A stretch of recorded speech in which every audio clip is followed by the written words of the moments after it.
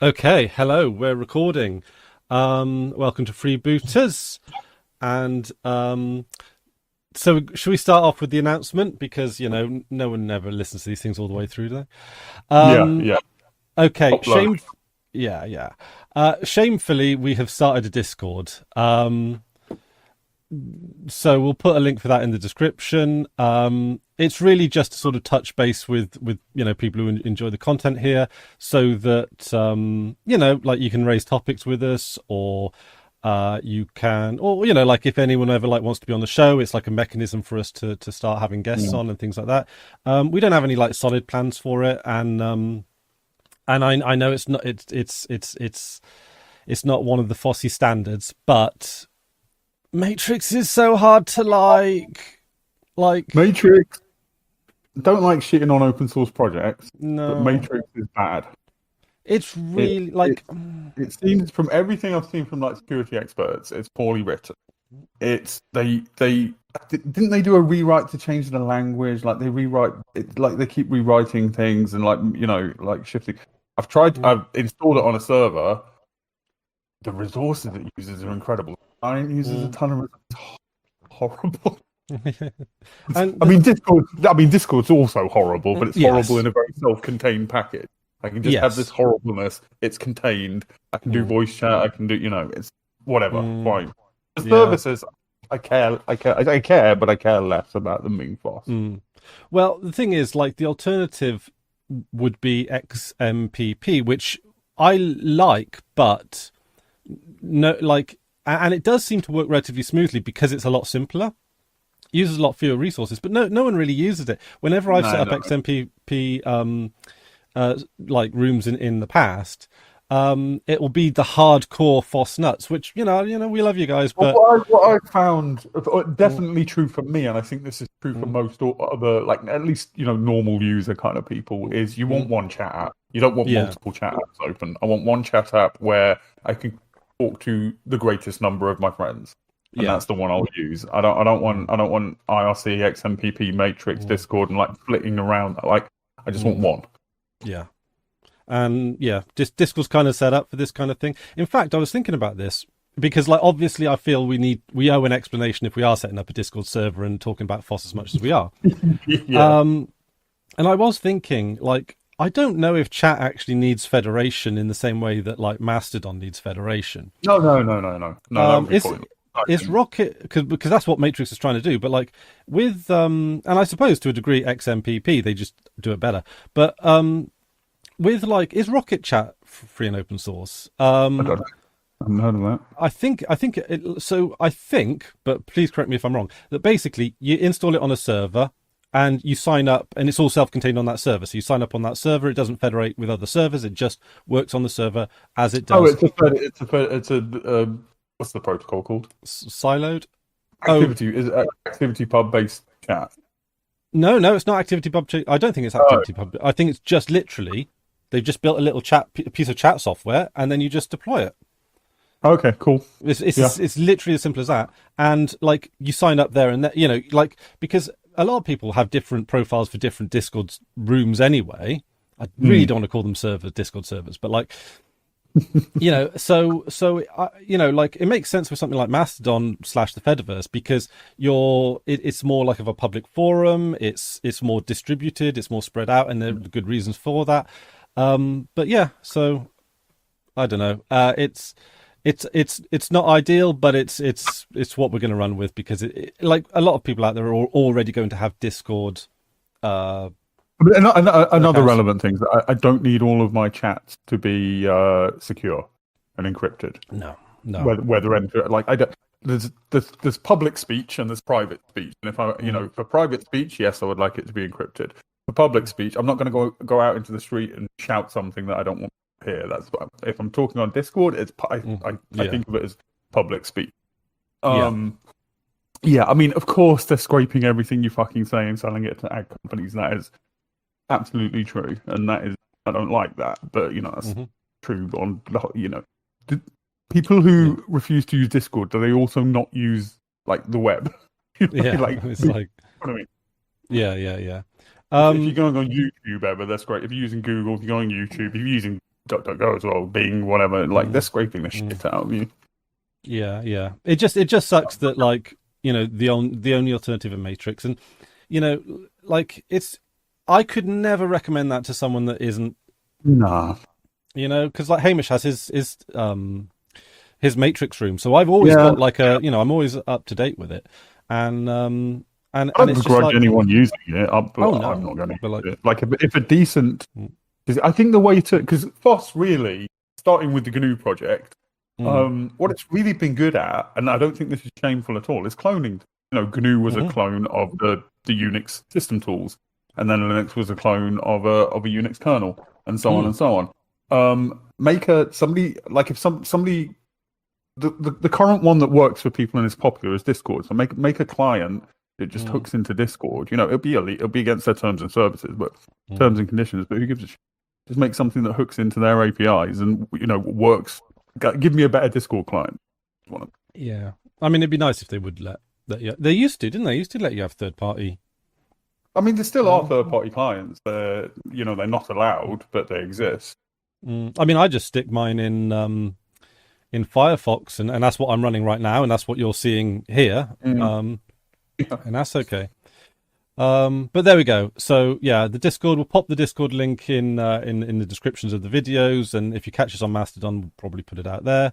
And we're sorry, but also looking at myself in the window, my hair seems to get worse and like more and more outrageous every. Great. It's like a Telvani tower or something. Coming in there, or is it a light bit? Oh, grey, yeah. No, I've been grey. Right. Nice. I've had grey since for 20s. Really, my hair still only. I mean, what's left of my hair only has like the occasional grey bit. My beard went grey really fast. Yeah. Yeah. So yeah. All right. Should we crack on with the thing that spurred us on? Yeah. Oh, hang on a minute, Drew. You're cutting out a little bit. Is your noise gate a bit high? Just before we. But yeah. All right. So today, the thing that spurred on the podcast today is that a lot of people are not too happy about Mozilla. Yeah. Let me know if that's still bad. That might be too low, but we'll see. Sounds good to me. So yeah. So the thing that sort of made us sort of fire this podcast up today was that Mozilla have released another round of bad news, and people just seem to be getting increasingly done with them. Really done with them now. Like I see a lot more discourse in the Fediverse about people switching browsers or different strategies or things like that, realizing that Mozilla and Firefox they're not going to save the open web now. And actually, I read it's multi-layered for me. There's the stupid stuff Mozilla is doing, but I mean Mozilla. First of all, Mozilla really likes to present themselves as, the non-profit, the foundation, but it's the Mozilla Corporation that owns, or the foundation owns the corporate, but the corporation is really what matters. They're where all the employees are, they make all the decisions, and so first of all, they're not as, foundationy as they imply. And then they're doing stupid shit. They're going hard into AI. They're an ad tech company now, so they have the exact same inherent problems that you have with Chrome. You don't want a browser made by an ad tech company. Nope. There's all the corporate stuff, but just the browser, it's so fucking frustrating to be a Firefox user who, I want to use Firefox, but they keep just doing stupid shit. The latest one, it was literally today, I updated to 131, I think it is. There's always, in the tab bar, there's always been not always, it's a fairly recent thing, but a list all tabs button. Not on mine because I've got the ESR. Yeah, so there's a list all tabs button, and you used to be able to get rid of it with. We used to be able to get rid of it with userchrome.css. At some point, they made it so userchrome.css doesn't work anymore by default. You have to go into about config and re-enable userchromes.css. So there's that. And then they replaced the. I used to be able to just drag it off when you can customize the view. You used to be able to just get rid of the button. But they changed the button today. First of all, they changed it from a little down arrow that implies, this is going to be a drop-down list to a weird icon that is essentially meaningless. And now you can't remove it. And it's just, I feel like every time I update Firefox, I'm fighting. Like, they're not big things. I just want it to look how I want it to look, and it's always been that browser, right? You can configure it to your use, within reason.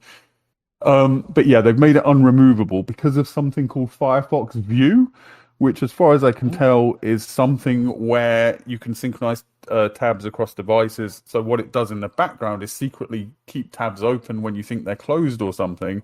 And the risk is that the way they rationalize it is that a malicious add-on could keep a tab open and make it look like a tab is closed. So you need this list so that you can check what tabs you have open, because the tab bar won't tell you. But there's so many like wobbly parts of that. Like, first of all, why are you doing that? Secondly, so I have to check this list to make sure have to remember to check. So they made the button unremovable on that basis. So I had to spend this morning Googling how to remove this fucking button again that I've already removed. And they just keep doing stupid things. But the thing is, of course, now that you've removed that button, that's a security hazard, really. Well, according to them, I don't understand why this Firefox View, like if it's just for sharing tabs across devices, just keep a text list of the URLs. Why do you have to keep the tab somehow in memory or loaded or something at all? I don't understand that. I mean, I'm sure they have reasoning for it. But the fundamental problem for me with Mozilla for the past probably 10 plus years, ever since Chrome became a thing, is they really, and it's almost a cliche to say, but they've been sort of mimicking Chrome, trying to be the default one size fits all lowest common denominator browser, right? To try and recapture that market that Chrome has taken. But I think that's such a, to me, that seems like a stupid, bad strategy. People don't come back for something that's the same. And in doing and pursuing that strategy, you're pissing off people like us who want the customizable, the non one size fits all browser. So it seems to be a lose strategy. Yeah. And fair enough if they tried that and realized it and gone, okay, we'll cater to the power users or whatever like that. I think that's what they should be doing, is catering to, I don't like the term power users, but you know what I mean, catering to the people like us with more specific demands. But they don't do that. They keep trying to recapture this Chrome market. I don't know. It feels like they're just seeing how quickly they can piss away their market share. What's left of it. I mean, it's like I went on the Mozilla subreddit just to check the temperature or whatever.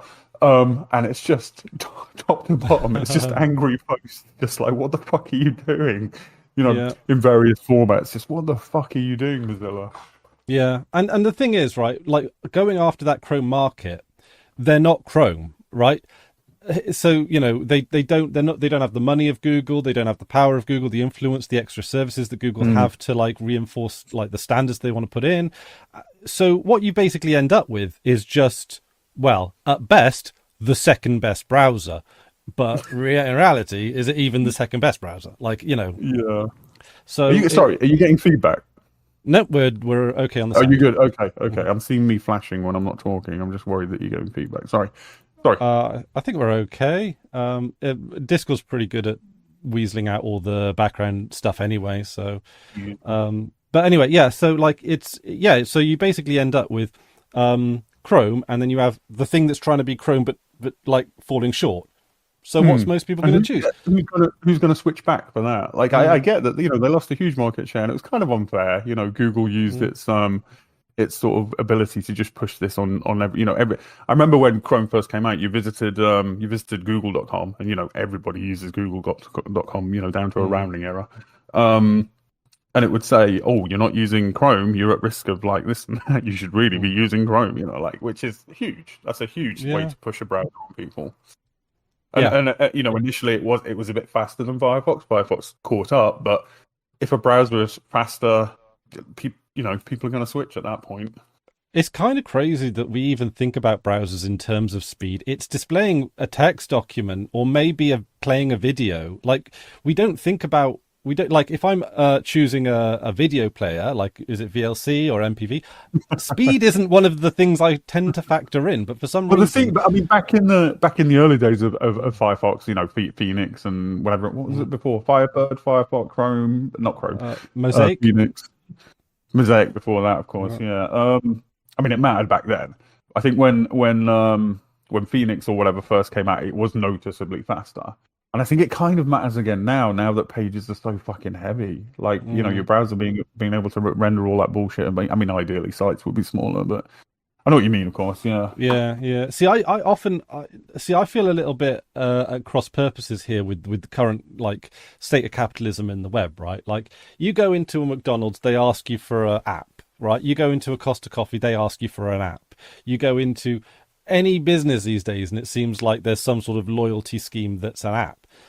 I Yeah. don't understand. I don't understand the people that install those apps. One, and I certainly don't want to install those apps myself. So with a lot of these apps, they do have like an online version that you can access, and I really appreciate that.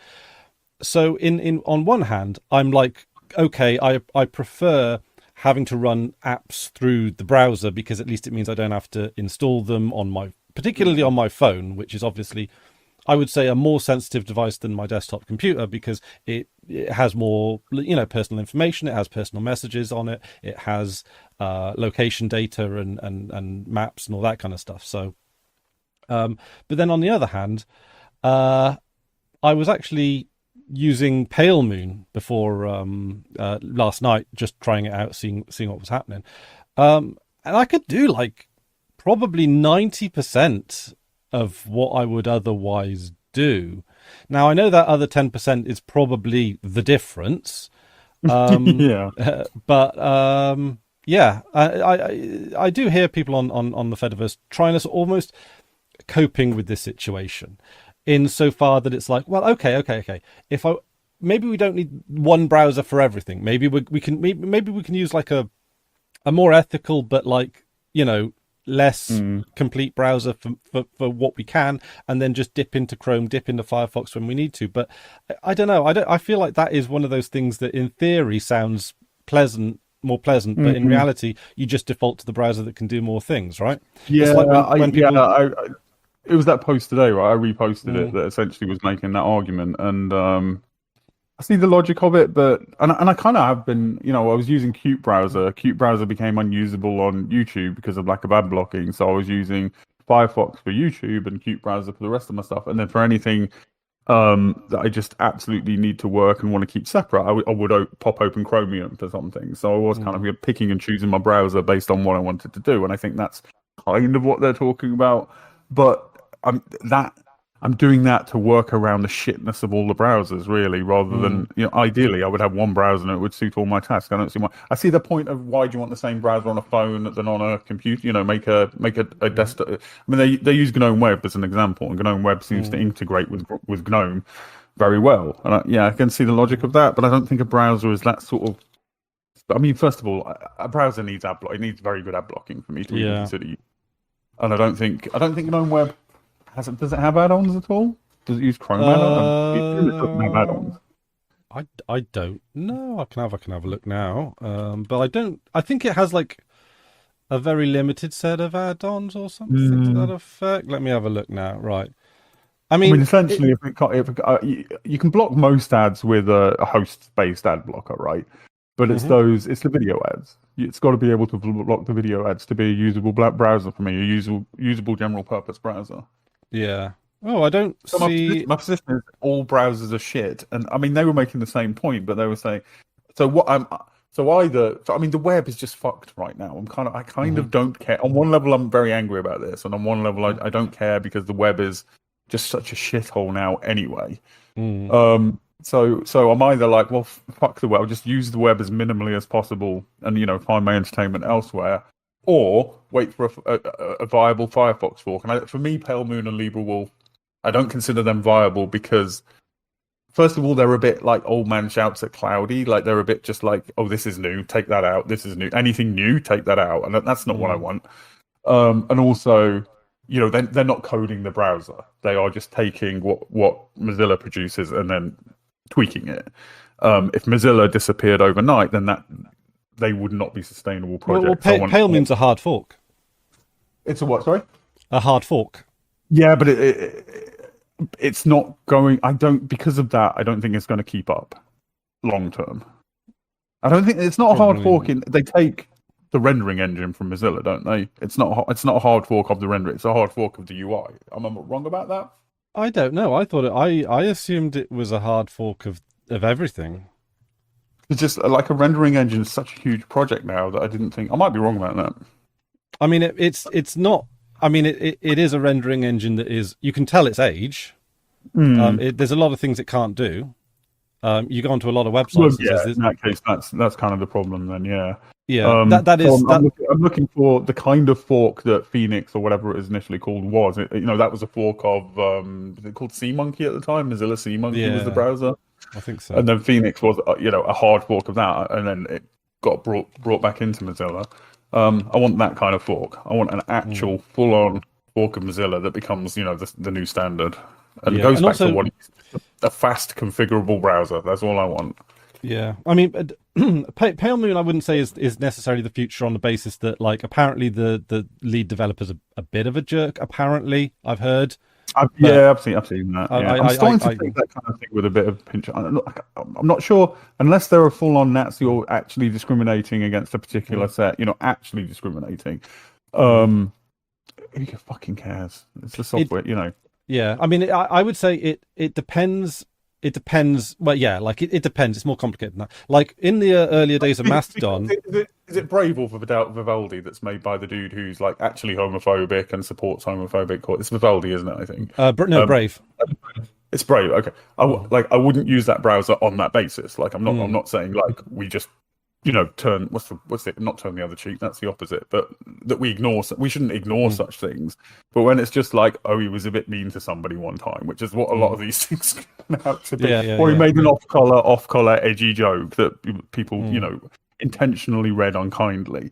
I'm starting to, yeah, I don't care Yeah, anymore. I mean, in the earlier days of Mastodon, when Eugen was making a lot more decisions about how it was going to plan out, he had to make he decidedly made some like unpopular decisions that ended up being benefit. Like not I guess the right decision, and especially for the time. I think nowadays because Mastodon's is a lot bigger. I think he's a lot more. He takes on board a lot more stuff, and I don't know if that's for better or worse. But He gets a lot of criticism though, doesn't he? I've noticed that he so gets much he's criticism. like does he run Mastodon.social and he's refusing to defederate certain sites and people are saying due to that he's a Nazi and stuff, which I don't know the details of Mm, it, but I think anytime if somebody's mm, refusing to ban something, that doesn't necessarily you no. personally can still choose to anyway. That's a huge Yeah. diversion. Yeah. I mean, there's always going to be federation drama and federation politics, isn't Yeah. it? I think that's just one of the things. I don't want to be like too toxic about it, but like that is kind of part of the cut and thrust of the Fediverse. That's part of its character, Yeah, and you've always you got the know. option to personally defederate, not defederate, but Mm, ignore. Yeah. yeah. The fact that like do you remember a few years ago there was this company called Hive? I think they've come back again, but they basically set up a corporate Mastodon instance, and in the space of a day they were basically bullied off the Fediverse.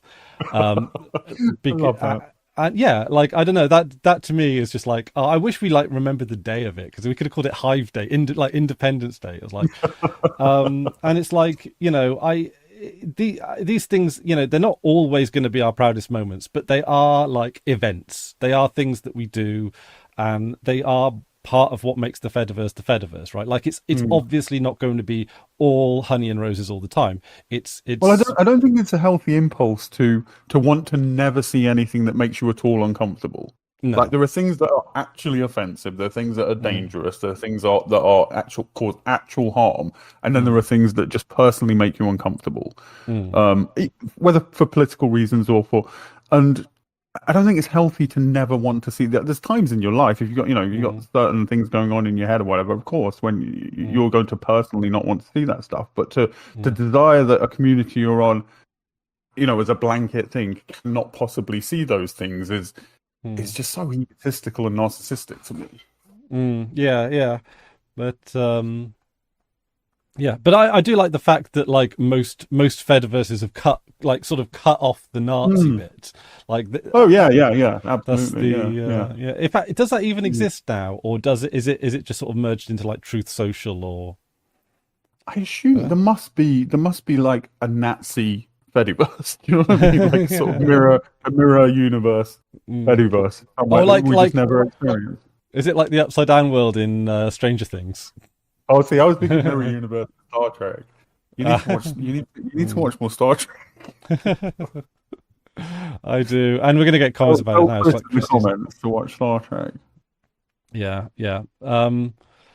So I do hear from time to time Servo mentioned as this possible. It's essentially I. I was looking into Servo recently, and because I think it was misinterpreted at the time, or at least it's claimed retroactively that it was misinterpreted because it was a kind of rewrite of Mozilla's rendering engine in Rust, right? And I know Firefox has taken a lot of things that came out of that and incorporated them into the browser. But now they say, the project was never intended to replace Firefox's rendering engine, and there's barely anybody working on it. It's from what I can tell, it's a virtually dead project, which is a shame because that could be, because we do need a rendering engine that people can build browsers around that isn't made by fucking Google. Actually, I think that might be out of date information. I think there's because since then it's been adopted by the Linux Foundation, and it was given to the Linux Foundation as just here, you take care of it kind of thing. I don't think that implies any renewed development or anything. Could be wrong. Like somebody who knows more about it. Blah blah blah. Yeah. Well, I'm gonna just have a look on. Is there like a GitHub or something? Yeah. There's GitHub discussions. Is that GitHub? What about the blog? Oh, there's the GitHub button at the top. The last commit was like 5 hours ago. Fair enough. Yeah. If it's still been worked on, then great. It's pretty active. There's quite a lot of stuff. Okay, Servo devs, come save us. Give us a decent browser. Pretty much, yeah. So it's the Mozilla MPL, the Mozilla Public License. So I'll take that. I think because the thing about the Mozilla Public License, if I remember correctly, please correct me if I'm wrong, is it's like GPL, but it doesn't cover the trademark stuff. That's my understanding. Yeah, I think is it either a copy of or very similar to the Apache license. I think it's related. Something like that. I might be wrong. But like it strikes me as a fine license. I mean, I'm not going to be too fussy on the licenses, especially actually. No. With a more like I don't know what's the word I want to use, like liberal license or a more like permissive license, you've got more options for development in that case. Like I don't necessarily have a problem if Servo becomes like a a great sort of open source fits all purposes rendering engine. I don't have a problem then with like Vivaldi adopting it for their proprietary browser. Now I wouldn't use it myself, but like fine, go ahead. No. I mean, same with it was KHTML originally that eventually became WebKit, right? KHTML, I assume, was GPL. So WebKit and then Blink, that's all derived from a GPL engine, I assume. I think so. Without really knowing, let's have a look at KHTML, what license it was. Okay. My gut kind of wants to say it might actually be something more like BSD license. Or something. It was the LGPL. Ah, right, the lesser GNU. Yeah. Discontinued browser. But it's kind of it's depressing. Like Firefox has always been the thing you retreat back to, the safe zone, and it's just awful now. It's just Mozilla are just a shitty corporation. Yeah. What do we make of WebKit? Right, so we got Blink, which is the Google browser. We've got WebKit, which is the Safari engine, and then we've got Gecko, which is Mozilla Firefox. For a long time, Chrome continued to call it WebKit, right? Yeah. They took WebKit and forked it, and I think that's how it worked. And then it would continue to be called WebKit, and then at a certain point of development, they renamed it Blink. But it's all forks of KHTML. Yeah. Which was made by KDE. Yeah. So that's an interesting little footnote that KDE has in world history, really, isn't it? Yeah, for sure. Yeah. But I mean, I was using Qt browser for the longest time, which uses Qt Web Engine, I think. Because it was called Qt. It was Qt WebKit before, and now it's Qt Web Engine. That might be the other way around. So there's WebKit Web Engine, Blink. Yeah, and it's all essentially the same. Yeah. There's Well, a family of rendering engines. yeah, and it's still WebKit's still corporate because it's developed by Apple, Adobe, Sony, KDE, and a company called Igalia. I'm not really familiar with them. Yeah, so I think Qt Web Engine or Qt WebKit, which I think is Web Engine, that is a hard fork, so that doesn't receive any of that corporate code, I think. So that's a safe one to use. But yeah. But the thing is with WebKit, for anyone that does use Safari, will know that Safari doesn't like it. You come up against hard limits again. Like there is a reason why most Apple users I know still use Chrome, because it's like with Safari you can do 90% of the stuff that you want to do on the web. It's that extra 10%. It's and someone actually said something on a podcast a long time ago that kind of stuck with me about open source, which is no one wants to use the world's second best GPS, because you think that puts your mind right in the spot. It's like if you're lost, you want the best GPS to get you out of that situation. For something that has a very straightforward, like you could certainly argue that Linux is the second or even third best operating system, depending on how you're coming from it. For us, we like the things that Linux do, but Linux is complicated enough that it can be better for some people and worse for others. Whereas a GPS, it's kind of measurable how good it is. Right? Yeah. Although I would say Linux is the best. I mean, it's on Android. They chose it for Android. They choose it for Roku. They choose it for everything these days. No, Linux. I couldn't use. Well, I could. I could just about use Mac OS maybe, but Linux is my preference. To be honest, like if Linux disappeared, and I'd go to like maybe BSD, and if BSD disappeared, I might have a bit of fun with Haiku, but in reality, I think like if Mac and Windows were the two hemispheres of computing, I think I would just like take up a different hobby. I think I'd just do something different. Yeah, I'd like to say at least Mac OS is underneath it all. It's Unix, so I can get a shell. I can use Vim. I can use all the stuff that I want to use. So I could get by with Mac OS, but I probably would like withdraw from computing in general a bit. If my only option was Windows, I'd just give computers up, I think. Yeah, I mean, I kind of draw the line at adverts in your operating system. It's just, do you know, right? So I bought a new phone, or when I last bought a new phone, right? I turned it on for the first time, and it just said, right, you do the basic setups, and it just says, right, now I'm going to install these apps, right? And it included like the Amazon app, the LinkedIn app, I think Netflix and Spotify, right? On what fucking planet would I want LinkedIn automatically installed on my phone, right? Like, how did LinkedIn get there? I mean, like, and also, like, why are you installing Amazon as well? Like, any of these, like, why are you installing it automatically? I'm perfectly capable. You've shown me where the App Store is. Like that was Windows on laptops back in the day. Maybe even still, it was like the bundled soft people. Companies would pay them to bundle software, and I assume it's the same deal, right? Oh my god, no one would voluntarily put LinkedIn in their operating system, right? Oh my god, I went on LinkedIn. Sorry, right? I went on LinkedIn the other day. It's fucking insane. It's like I've never seen so much toxic positivity about employment in my fucking life. It's horrible. Like the sort of the things they say, they're true. Only psychopaths post on LinkedIn. And I'll tell you, there's a great Reddit. It's called I think it's like LinkedIn Lunatics or something like that. And it's just like screenshots of the best of LinkedIn, and it's like, oh my god, oh my fucking god. Being unemployable, it's a site that I rarely encounter, but when I do, it's such a weird and bad website. It's a bad, awful.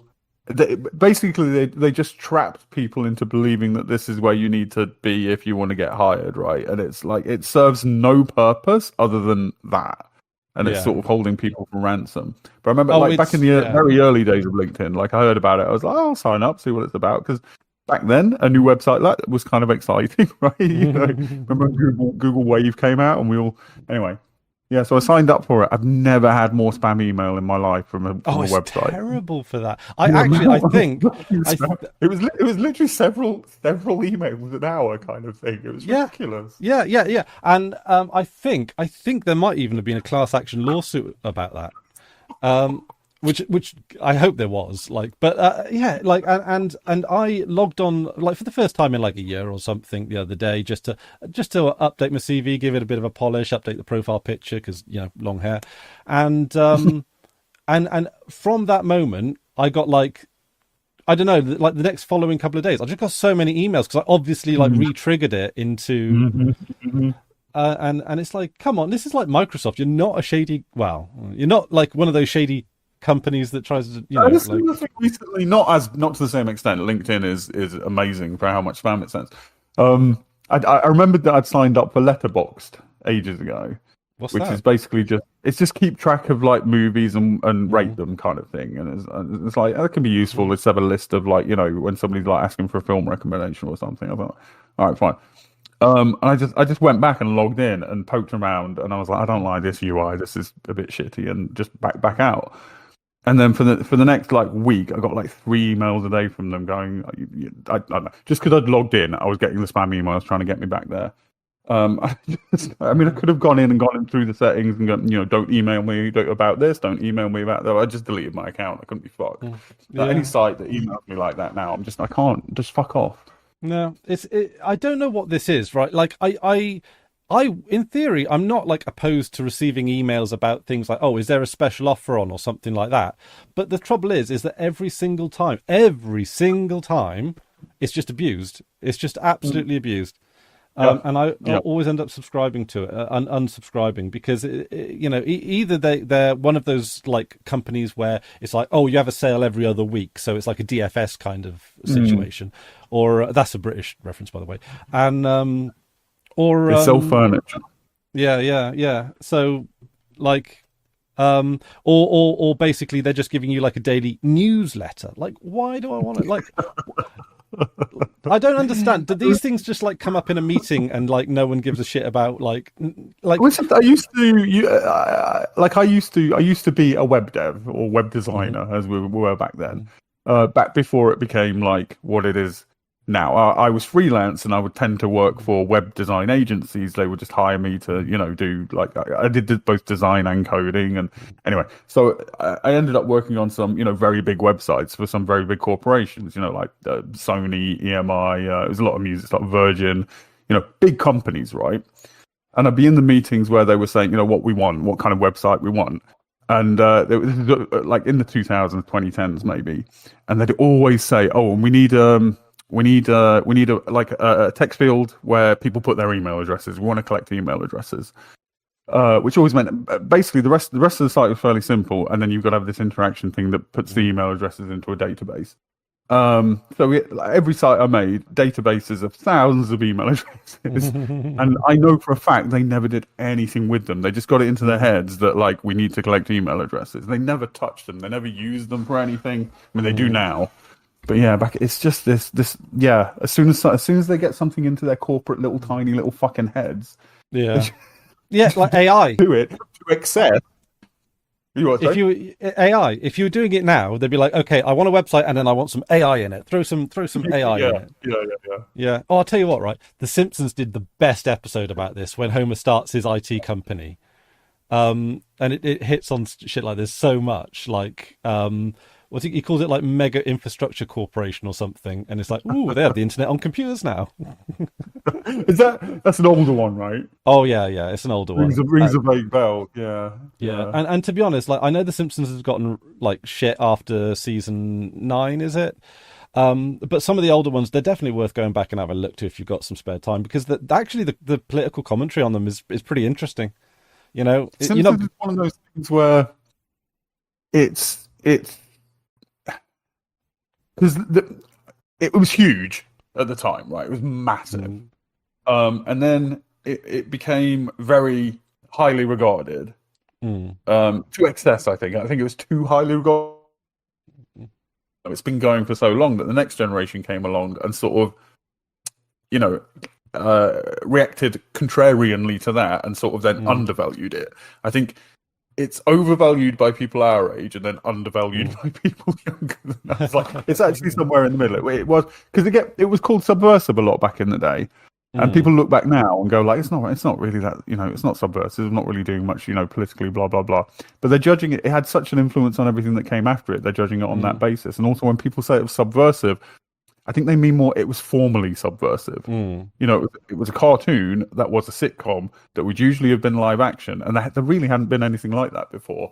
And that's the sense in which it was subversive. Yeah, but it also not necessarily politically subversive. It was a little bit edgy. But what were was it like the Brady Bunch that it was sort of like was it like kind of, precursor kind of thing? What was the one that Michael J. Fox was on? That was probably more. Oh god, that's before my time. Family Ties or something like that. But yeah, there's a bunch of those very sort of saccharine family sitcoms, right? I mean, the modern version is what's it called? My Family, something Family. There's a modern one that's very much that. Modern Family. Modern Family, yeah. I've heard that. I've heard those two words go together before. Exactly, yeah. Yeah. But there was also there was Roseanne, which I think was roughly contemporary with The Simpsons, which was because again for America, not the case here so much, but for America, they were the first sort of sitcoms about a working class family. Because you know sitcoms were always very like optimistic and they wanted to make you feel good, so they're always about very affluent. I mean, sometimes they were sort of characterized as working class, but they lived in like mansions essentially. You know. Yeah, but it also, and I wonder about this about America, if this is a cultural difference between the countries, because America's obviously physically bigger. They typically have bigger houses and they have a lot more like single story buildings. Like the idea of building a house that's a single story today without a specific like, oh, it's just to help older people because they struggle with stuff. That was always interesting with Neighbours, right? Neighbours, the Australian the architecture, the houses were always interesting. I think they often had the sleeping was downstairs and the living was upstairs and stuff. That was always interesting to me. Is it because is it because like having the bedrooms lower is cooler because hot air rises? Assume, I don't know. Yeah, but I don't even know whether that's a common thing in Australia or it's just a Neighbours thing. I don't know. Yeah, definitely. But I'll tell you what, right? I don't know if you've seen it, but what is a surprisingly good modern sitcom, if it is a sitcom that's a little bit subversive, is Ted, the sitcom. The Talking Bear thing. The Talking Bear. I know that particularly the second film was pretty bad, and the first film was like standard Seth MacFarlane slop, but the actual sitcom itself. Pretty good. I've actually had several people recommend that. It is the Seth MacFarlane-ness that puts me off, honestly. It kind of works. It is there, but the thing is because they're younger, it suits it more, right? Because Seth MacFarlane humor is very like immature, but the kids are younger. Yeah, no, it's really good because it is a bit subversive, but not in a edgy way. In a way that it revisits the old style of sitcom. And it's a bit more honest about it. And there's not to give too much away, but there's a scene I think in the final episode where like the patriarch of the family kind of breaks down and he says, "Look, I went to Vietnam. I fought a war for what I thought was my country, and it turned out we were the bad guys." And it's like, yeah, that's like, and I've got PTSD for doing something wrong. Villain. Yeah. That's cool. I mean, I was going to say with Simpsons, like where I end up is I've got very ambivalent feelings about the Simpsons. Like you meet those people who are a bit too into. This is again definitely a feature of my generation. Those people are just a bit too into the Simpsons, and they're fucking. I mean, that's often the case, but fucking insufferable. Don't want the Simpsons isn't that good. Don't base your whole fucking life around it. No, and so when somebody brings the Simpsons up, I'm like, oh god, fucking Simpsons. But yeah, those some of those early episodes were fucking amazing. They were very good television. Yeah, the monorail one's good. You what? Sorry? Yeah, the monorail one's great. Yeah, my probably one of my favorite jokes in anything ever is when Homer sends an angry letter to Mr. Burns. I've probably mentioned this before, and then regrets it, and he wants to go and get it back. So he goes to the post office. Mr. Scrub. He goes, "Hello, I'm Mr. Burns, and then the person behind the counter says, what's your first name? It's like, I don't know. Yeah, I remember watching that for the first time when I was like 10 or something, and I fucking died. Yeah, Oh yeah, my yeah, God. I yeah. don't, do you know, right? I hope this isn't too sad, but like, I don't laugh like I used to laugh when I was a kid in my adult years. Do Oh you know, no, no, you'd no. used to see, Yeah. when I was on a school trip, okay, this is horrible. It was to Germany. Lovely. I think it was somewhere near Bonn, somewhere along the Rhine. And we were walking along this path, and there was this cyclist that was trying to edge by, and he fell off the path into the river, and but here's the kicker, right? We didn't hear a splash because there was just this random like pile of rocks that he landed on. So he didn't even go splash into the river. He landed on this random pile of rocks and was like, oh, Oh and it was like, Jesus. oh my God, like I couldn't. I mean, I wouldn't laugh at that like as an adult because of No, empathy no, and no, stuff. no. But like, oh my God, Yeah. like, Yeah, I watch it. I don't watch a ton of comedy stuff, but I watch some comedy stuff. And when it is striking that when you're on your own, you're like in your head, you're like, "That's fucking hilarious," but you don't yeah, laugh. yeah, Whereas totally. watching with people, I watch things often with people. We've talked about this. You're not so keen on that, but yeah, when you're watching with people, every little thing that's funny, you're like, Yeah. like laughing is such a social thing. So when you are watching something on your own and it makes you laugh out loud, that is really funny. But there's different kinds of funny as well. That's sort of cerebrally funny, where you can go, that is fucking hilarious without it registering at all. And then Yeah. there's just like the gut laugh, the response. Mm. I've been watching. I mentioned it to you. I've been watching On Cinema at the Cinema. It's another thing that I've come to late. I've just discovered it. And there's one they do the opening. The opening bit where it's like this. He just sort of slides across the screen. He's like, this is 5 bags of popcorn. This is a great film.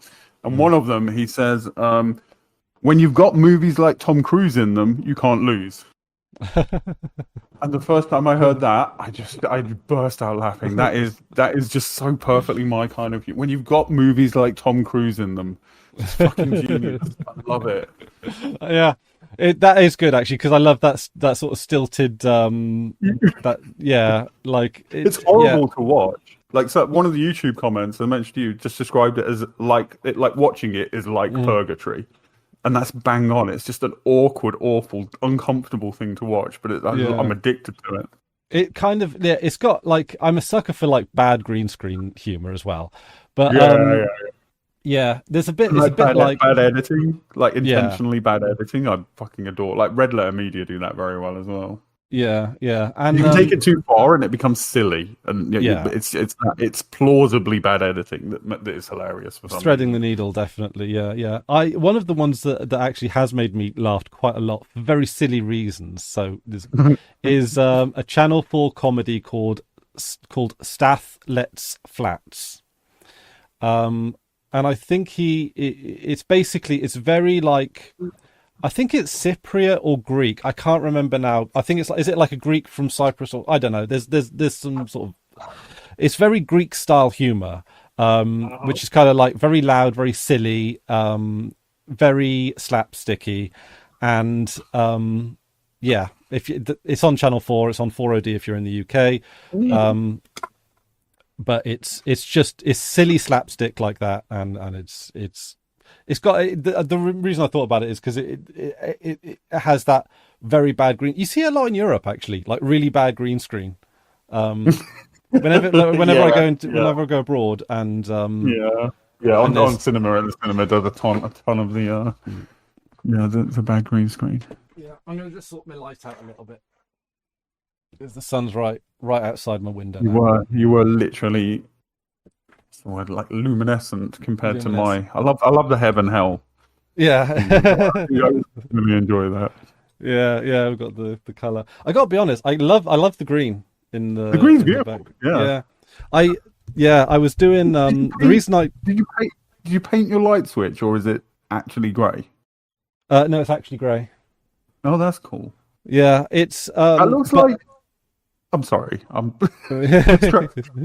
Is it a very old light switch? It looks like the old ones with the actual flip thing. No, just it's okay. just slightly alternative design. But the reason I kind of wanted to paint it a proper color was because I was doing a driving awareness course, and there were like, I don't know, like 20 of us on a Zoom call, and it's basically punishment by PowerPoint presentation. And it literally was. It's like, look, you're going to have to sit through a 3-hour PowerPoint presentation with some audience participation, and that's how you avoid getting points on your license. I was like, fine, okay. But just for running 3 people over. Jesus. Just for running 3 people over, I know. It's political correctness gone mad. Nanny state, yeah. So, but basically, one thing I kind of noticed was that every single person had a beige wall behind them. And I'm thinking, wow, we are a boring country full of boring people. What we were talking about the other day about cars. Like every car is like 99% of cars are silver, and then occasionally a white and black one, and that's basically all you've got. Why? It's because no one wants to stand out anymore. No one wants to express themselves anymore. It's just like we got to put color in the world. We got to put color back in the world, right? It's kind of like what I've been thinking.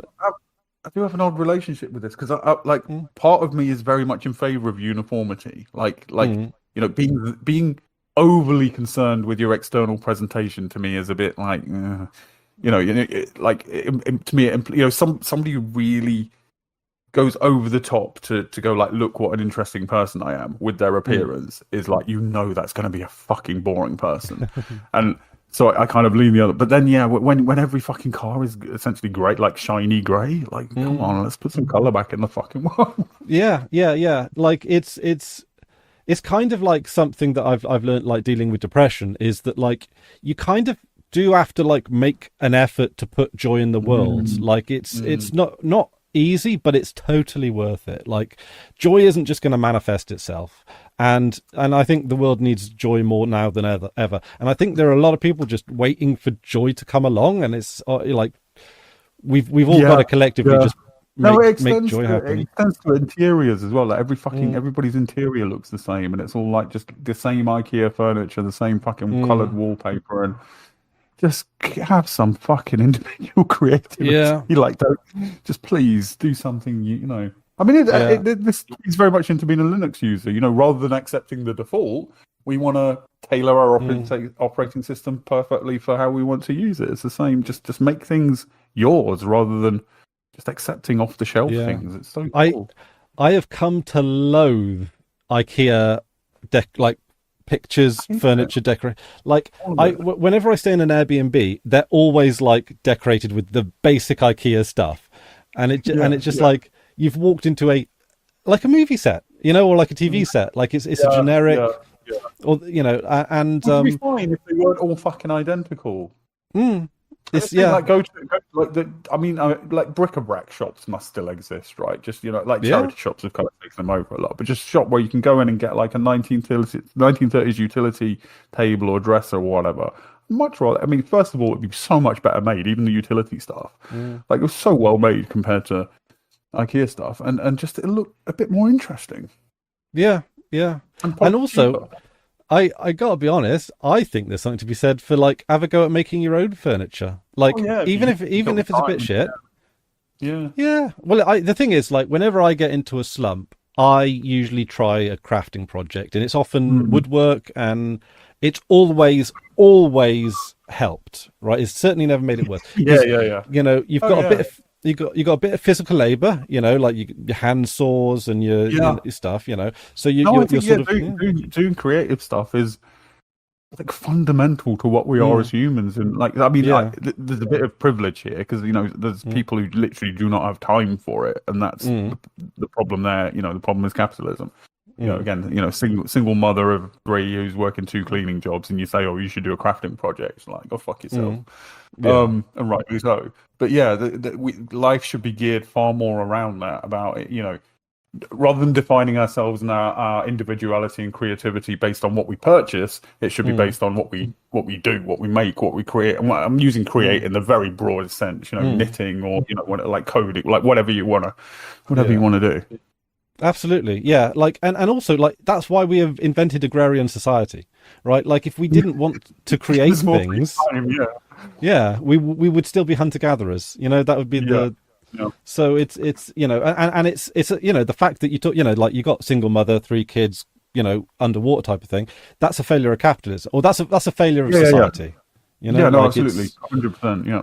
yeah. I mean, I don't even know if it's system specific. It's just like society is not is not helping that woman if No, no, yeah, no. you That's what know that's what I meant in making that yeah. point. Yeah, the society is structured incorrectly if we're valuing the Mm. wrong things. Yeah. Absolutely, absolutely. And like, those like I was thinking about this the other day, right? One thing I think is possibly like might be behind like not an increase in selfishness, but like a justification for selfishness is that like I think a lot of cases when people like do things for their family, like a lot of the time they consider that like helping others rather than helping themselves, right? Whereas like if you think of the family as a family unit, helping your Yeah. family is helping your is not in a bad way, but a selfish act. Mm, And helping your community or helping strangers is a mm. more selfless act. But I think that we've changed it into And you know that's static, right? There's no such mm, thing as society. There's the individual and there's the family. Like mm, the broadest you can think of in terms of a community is your family. So yeah, doing something for your family feels like communality, which isn't, mm. it's on a very small scale. It is, of course, but think bigger than that, please. Yeah. Yeah, it's like I'm not going to have children, and that's largely a choice. I think there could have been, if my path had taken a different route, there could have been certain circumstances that would have changed. But fundamentally, I never had the enthusiasm for it. So I've always wanted kids. Yeah, like mm, it's sadly never going to happen, but I would so, love to have kids. Love kids. mm. Yeah. But it's like I don't want the world to end when I die. It's not like I don't Yeah, I yeah. don't not want to have kids on a selfish basis. I still want the world to like thrive for people that I've never met, and I'm going to sound like such an egotistical thing, but I wish that was the conventional way of thinking. I guess Yeah, yeah, yeah. that fundamentally a stranger is as valuable to the world as you, and I don't think Yeah, we no, we see absolutely, that. absolutely agree. I think something that's been very damaging in that regard, like going back to the previous thing a little bit, is essentially like personal mobility. Mm, Back in the day where your family lived in a town, your cousins lived in the same town, your grandparents mm, lived in the same town, and when you grew up, you would get a house in the town, and mm, then there was a sense of like you inherently there's a sense of responsibility there. Like if mm, your behavior is bad, it doesn't just reflect on you; it reflects on your whole family, and they're gonna, mm, you know, do something about that. mm, Yeah, and I was on I'm the main character Reddit mhm. subreddit, which is just people behaving in that particularly egotistical, selfish way. And Mm, it's just yeah, yeah. The mobility is like people mm, go like getting to 18, going off university, getting a job, and mm, then moving somewhere else. London here. mm, So there's not that sort of communal rooting. There's that not that rootedness and sense of like mm, generational responsibility, which gives you so many reasons to do good things for your community. That's just it's gone. People don't know. Sound like an yeah. old man, but people don't know their neighbours even. That's totally. I'm totally on board with you, and I think that's one of the most like agreeable things that's the sort of Mm. like But wrong today how can because you get back to that without restricting people? Because the mobility in itself isn't a bad thing. Like people should be no, of able to course. go where they want. So Mm. how do you square that circle? I don't know. I don't know as well, but because the thing is, like I'm in a small town, and most of the people that I grew up with had to move to cities for work reasons. It's so Mm. maybe it's centralization of the economy strikes Mm. again. Yeah, Which yeah, yeah, yeah. it would be nice. Like we have, like my town went from being a market town back in the medieval times to basically now being a massive suburb with a high street, which is failing, Yeah, which is dying. yeah, which is You know, true of so many towns, right? yeah, yeah, and I mean my town doesn't even have a lot of the big chains. Like literally, cannot buy a pair of pants in Mm. in my town. That's sort of my dad's like measure of like when the high street failed was No, when it's a good measure. Yeah, no, yeah, it's a good measure. because it's No, like I live in a little. I mean, I'm agoraphobic because I go mm, outside like incredibly rarely, maybe like twice every decade. And when I do, mm, when I do go out mm. into the street, like people will just go like, "All right, Drew," And I'm like, who the fuck are you? Yeah. Who are you? How do you know who I am? But it's kind of nice. It's like, Yeah. you know who I am, apparently. That's nice. Yeah. No, I do absolutely love the people that have stalwartly, like sort of tried to keep the Yeah. community here. I think as well, house prices. It's like Yeah, yeah, yeah. affording a house in the town I grew up in is so difficult. I mean, I think probably borderline impossible if you're single. And it's like, so what are my choices? Like, do I go into a city, or do I, which is what a lot of people do go for. Mm. Is better paid It's job and strange more because, affordable housing. like, if you live where your family lives, that you've got a huge Mhm. inbuilt support network as well. You know, Exactly, yeah. if you need, if you need childcare or it's all Mhm. it's communality. I mean, of course, there are people who had upbringings where they don't want to live with their family for very Mhm. valid reasons. I'm not saying everybody should want this, but definitely Yeah. something. Can I yeah, before I forget and we end it, can Hmm. I whinge about GNOME a bit? Yes, I was, yeah. Okay. So the whole backstory is you linked me that Morrowind interactively YouTube thing, and I watched a bit of Hmm. that, and that made me want to play Morrowind. So I Hmm. was using OpenMW under Hyperland, and in Hyperland, it's got this bug where whenever you open and close, when you close your inventory, your camera moves, which is really annoying. In Uh, Morrowind, when you close your inventory, your camera moves, but only on Hyperland. but only on Hyperland. Yeah. So Wow. what it What was that? doing is, Uh, so if I put the mouse in the top left-hand corner when the inventory was open and then closed it, it didn't do it because in that position is 0, 0. So it was basically however far I was across the screen when I closed the inventory, the camera was updating and moving that much, okay. but only in Hyperland. So Right. Hyperland's rendering something I don't even understand what was happening there. So I was like, well, I've been kind of toying with the idea of going to GNOME anyway. Let's go over to GNOME, and it was fine on GNOME.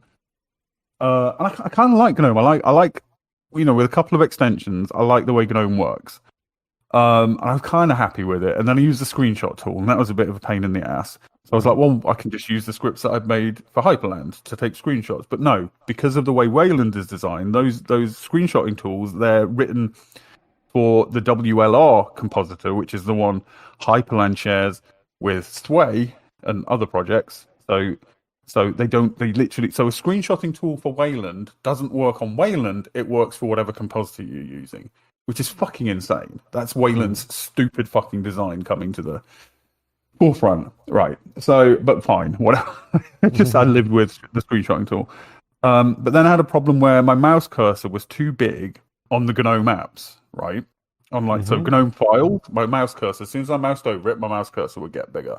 I had this before in Hyperland, and I just had to set an environment variable to say what size the cursor is, which is what GTK reads to set the cursor. I don't know why this was happening in GNOME's own applications in GNOME. So I was like, okay, I'll set that environment variable. Went to Z profile or whatever where that's set, and it was already set. So I was like, okay, that's odd. Uh, so that I looked a bit deeper, and the GNOME applications in GNOME are installed via Flatpak, which I didn't uninstalled. So when you install GNOME, Flatpak is a dependency, and then all the GNOME built-in apps are installed via Flatpak So, without sort hang of telling on. me. So then I would have to fuck around with all Flatpak nonsense to go in and set that anyway. So at that point, I was like, fuck it, I'm going back to Hyperland. So so GNOME or GNOME is now on Arch at least. Like it is a Flatpak app. Yeah, because it's got its own software thing, and I was like, I always wondered how that worked. Like, it tells you, like, oh, you can update this, blah blah blah, and I was like, what's it plugging into? Like, does it just plug into whatever package? No, it's just using fucking Flatpak and telling you that you can have a newer version of the file browser or whatever. Yeah, it's using Flatpak, which I don't want Flatpak. Yeah. And it is this. I mean, that's always been the direction of GNOME. It's very Red Hatty. It's very what's the desktop standardy stuff that always gets in the way when A you're free trying to do desktop anything. or Yeah, yeah, all that stuff. The standardizing on dot desktop files on Mhm. a system that doesn't need those. And a lot about it irritated. Anyway, I just got very irritated And yeah, installing Flatpak on the sly without me knowing when I don't want to use Flatpak was the last straw, and I went back. Hmm. And it's frustrating because fundamentally I like the way it works. Yeah, I was thinking about this ever since you said you were going to go over to GNOME, and I was thinking, look, I like XFCE, but there's probably going to come a day where it doesn't keep up with what it needs to keep up with, right? Maybe it might not make the jump to Wayland, or maybe there'll be something else that comes along that knocks it into touch. So what would be my backup option? And I'm thinking, well, KDE is pretty good actually, and it's always been relatively lean. It's always worked. It's always just done what I needed it to do in the way that you would expect it to work. But then I was thinking, well, what's really the problem with GNOME? Like, there's a few like little things that I think are changeable. I could probably live without the system tray. The trouble is some applications insist on having a system tray presence and don't work without having it. GNOME does now have something that does what the system tray does, I'm sure. Okay. Well, in that case, yeah. Does it have minimize buttons and stuff? I think you can have minimize buttons, but they don't really. I mean, goes back to the early days of GNOME Shell. They were like, there is nowhere to minimize to, is what they were saying. But yeah, I think you can still minimize. Yeah. Well, it minimized the dock now. I think you can do it even without GNOME tweaks. I think you just do it. But GNOME tweaks is that official or somewhat official? Is it included in repos and stuff? I don't know. I had it installed, but I don't know whether it's official or not. Yeah. But I mean, the thing about GNOME is they are going, like KDE is going for, you can configure the shit out of it, do what you want with it. We'll give you every configuration option you want. GNOME is the absolute opposite of that. It's like we're making one way. There's one way to use it, and yeah, you can install extensions, but fundamentally, yeah, it's very Mac OS in terms of how it works. I can understand that because for a lot of newer users, they're going to be used to screenshot tutorials, right? And you kind of need a standard layout for that to work. I can see the argument. Yeah, we've always got by without that, but fine. Yeah, I think the ship has sailed on the year of the Linux desktop, insofar that if someone I know starts complaining about adverts and Windows and stuff, I'll pop them onto Linux Mint, and everyone who I've done so has actually been very happy with Linux Mint. It just seems to work, and life goes on. But I could understand that's there's more at play here, right? Like Windows comes pre-installed on computers. That's the thing. Most advice when you Google is going to be for Windows, all that kind of thing. So I don't know, but I suppose I do appreciate that there is an option for it. No, I think I'm fine with the desktop taking that approach of we're just going to we're going to do it one way, and it's well, yeah, we're going to do it. I'm absolutely fine with that. I don't object to it. I actually quite like that about GNOME, honestly. I don't want all the configuration. I want to be able to configure what I want to configure, but I don't want an option for everything. I mean, I'm trying to get away from jank. I'm trying to get to something a bit simpler where I don't have to think too hard about everything. But it was the Flatpak thing and the messiness with the cursor, and I mean, this is a Wayland thing, but the screenshot tools being compositor specific. And so that's when I started thinking, would I be better off on X? And in the reason I'm on Wayland is because it is the future. I'm going to be on Wayland eventually, so I might as well be on Wayland now. It supports things like VRR. It supports I don't know, a lot of monitor stuff that I don't care about because it doesn't apply to me, so I don't need it. But just in terms of functionality, I would be better off on X. So I keep thinking like DWM is the best window manager I've ever used. I didn't have any problems on X. Everything worked perfectly. Things that don't work on Wayland, like screen capture on Discord, did work on X. Should I just go back to X? And I can't think of a reason not to, really, other than this sort of abstract, Wayland is the future. Yeah, I'm actually quite surprised when I talk about it how many people are on Debian XFCE for presumably those same reasons. That it is the most straightforward of distributions. My gosh, I am so washed out. I've been like a freaking mime for the whole for the whole episode. I'm sorry about that. But yeah, like, sorry, what was I saying? Yeah, I'm surprised how many people have like sort of followed the same route that I have in choosing Debian XFCE, which is like the most dinosaur distribution. But I've had no issues with it. Zero issues with it. Yeah. And imagine that cursor thing that I got in GNOME. I think if you install GNOME on Debian, I don't think you get that. I think that's Arch being Arch, you know.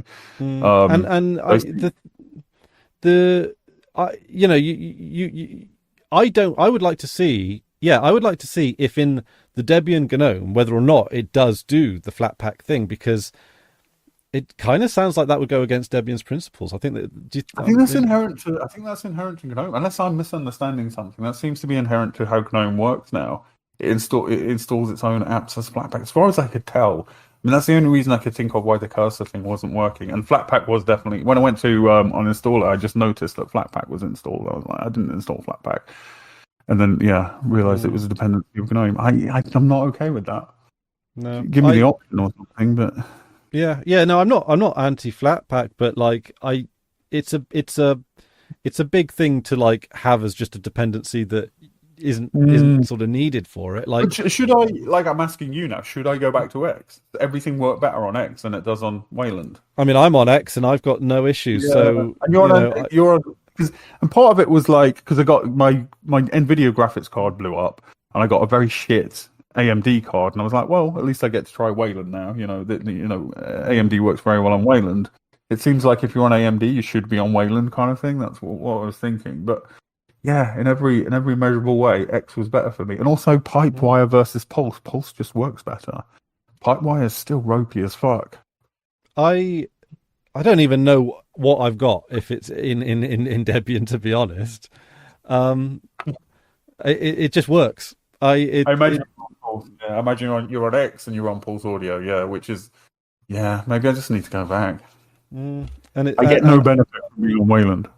No, and I think in some ways, the thing is with GNOME, I do feel like I'm fighting against it a lot. I don't like how in GNOME files they mix the folders with the files. I like my folders at the top. That. Oh, fuck me. And when it infects like your browser, when you're uploading or downloading a file to your browser, you get the little, it's in there as well. I don't want favorites. I don't want recently used. I want my home directory, and I want it ordered by fucking alphabetical, not this is the most recently fucking. It's so confusing to me when I'm trying to find the file that I want. Yeah. Oh, God. I do make use of the recently used a fair bit, but like, No, I hate that. It's like good. I have a hierarchical I'm not on a fucking phone. I have a hierarchical file system that I make use of. I organize I'm quite organized on my computer, and I know where things are. If you mix it up, you're making it worse for me. I mean, I know you're right. 99 times out of 100, I'm on the same page. But if I'm screenshotting, it's nice to have screenshot out the door. And I get you. Yeah, there's certainly just context wherein it's useful, but most of the time.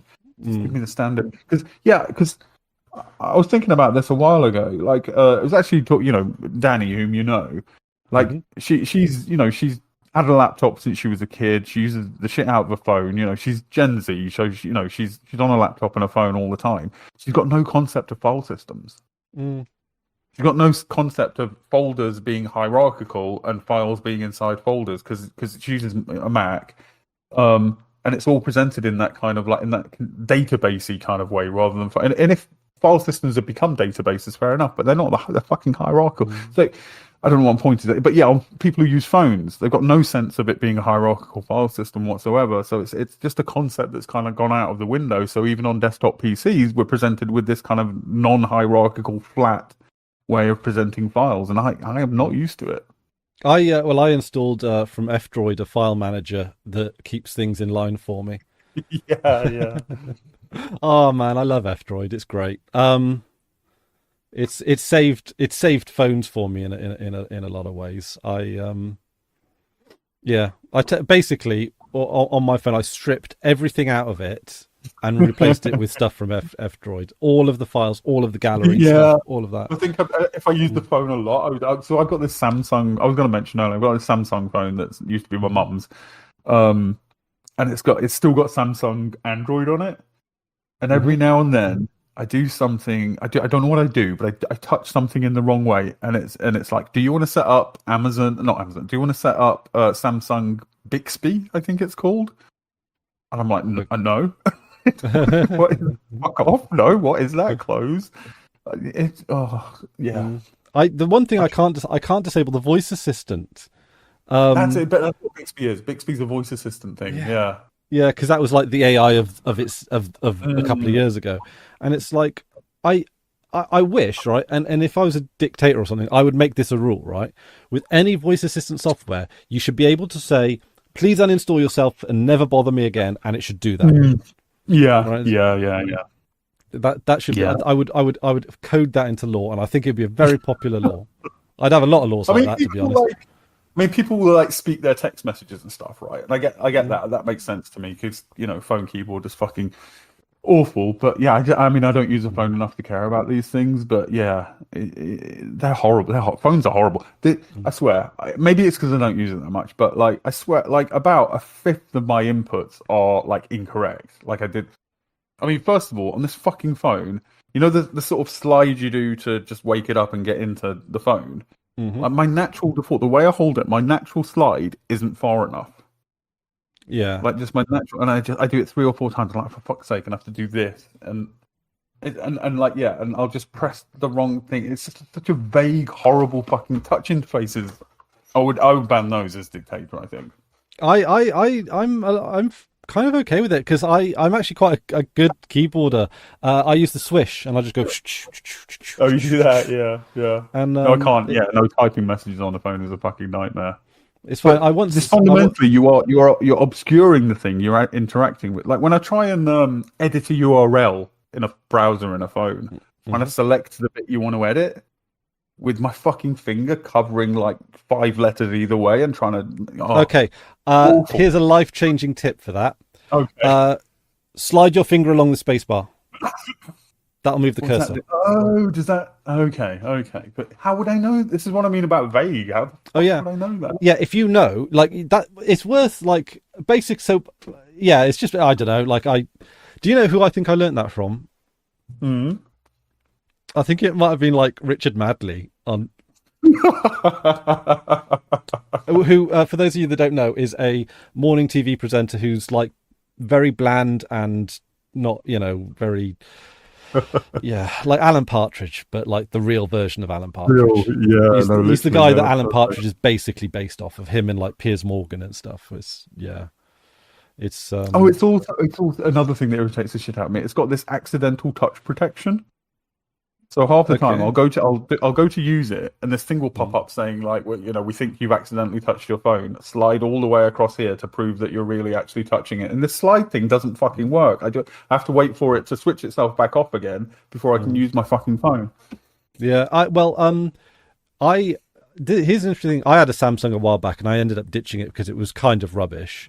It was like the hardware was good, but then the operating system was the stuff that Samsung put into their operating system was it just ruined the phone. It just absolutely ruined the phone.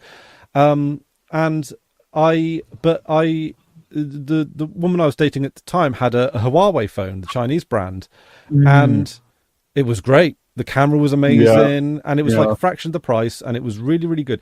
And then I found out that Huawei, actually a worker-owned cooperative, I believe, right, that made billions in profit, which then went in dividends to their workers, which might possibly allude to the fact why the Americans like tried to ban it. It's so one of the best phones on the market, worker co-op, probably one of the most ethically produced phones on the market, like. I would, if I were dictator though, I would ban Android and iOS. They're illegal now, and all phones run Palm OS with a stylus.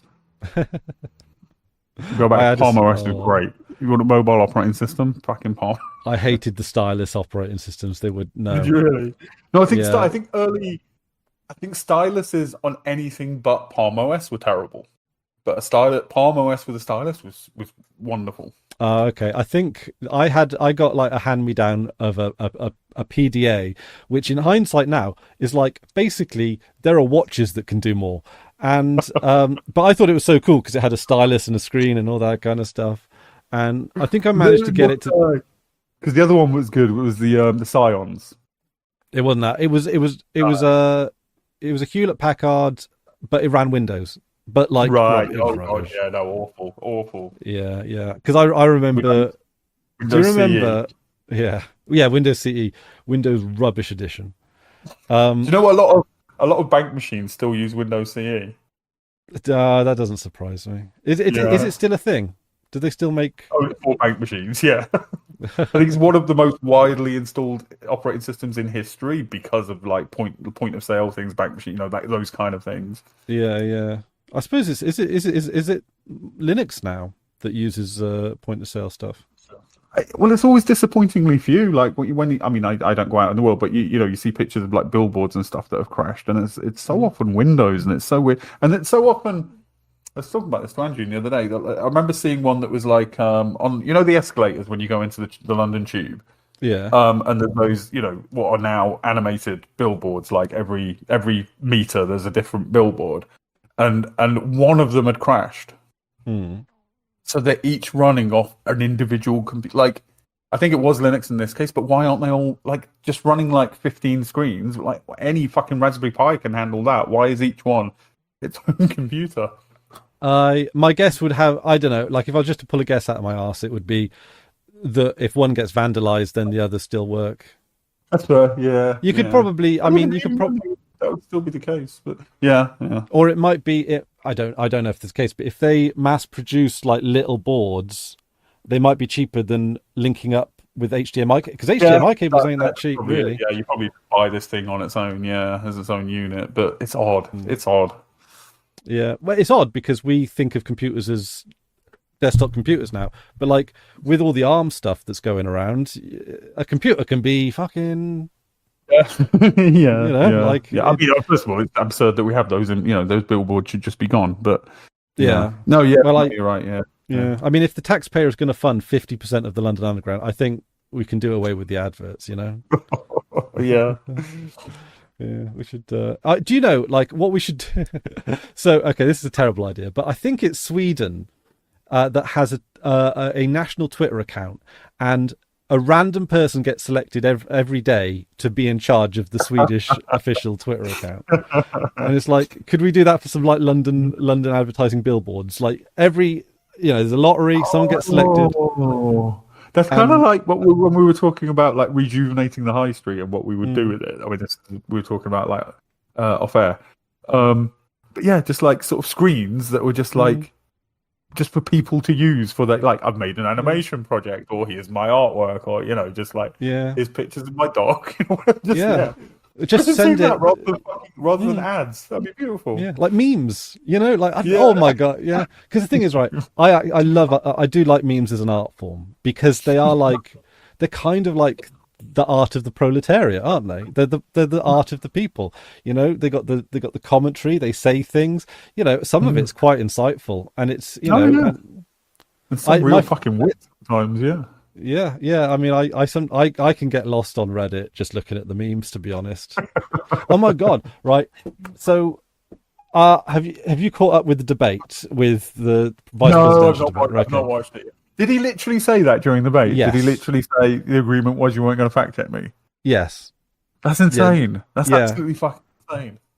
So yeah, he was talking about the Haitian immigrants and stuff, and for some reason that meme like just super tickled my funny bone, right? Like it just hits me right there. I could tell you were posting that fucking everywhere. Yeah, I was on Reddit looking for those memes. Like it was just like I think I must have spent an evening just on Reddit looking for JD Vance memes. I'm a patron of the arts. You know it. It's like, oh my god! Like because it's not just it's the picture, it's the hand up going. You guys weren't going to fact check. I can't get my head around that being real. I need to watch the debate and see it in context because that is fully insane. That's something like out of a an Armando Iannucci kind of parody thing. The debate itself actually was surprisingly normal for the most part. There were a few bits. The VP debates are often boring, which I think is why I haven't got around to it yet. But... It's not the most exciting debate. Like they're eating the dogs. That one's much better. I saw on the telly they're eating the dogs. Oh my god! I mean, part of my reaction to that is like, if they are eating the dog, of course they're not. I know they're not. But if they were eating the dogs, I don't care.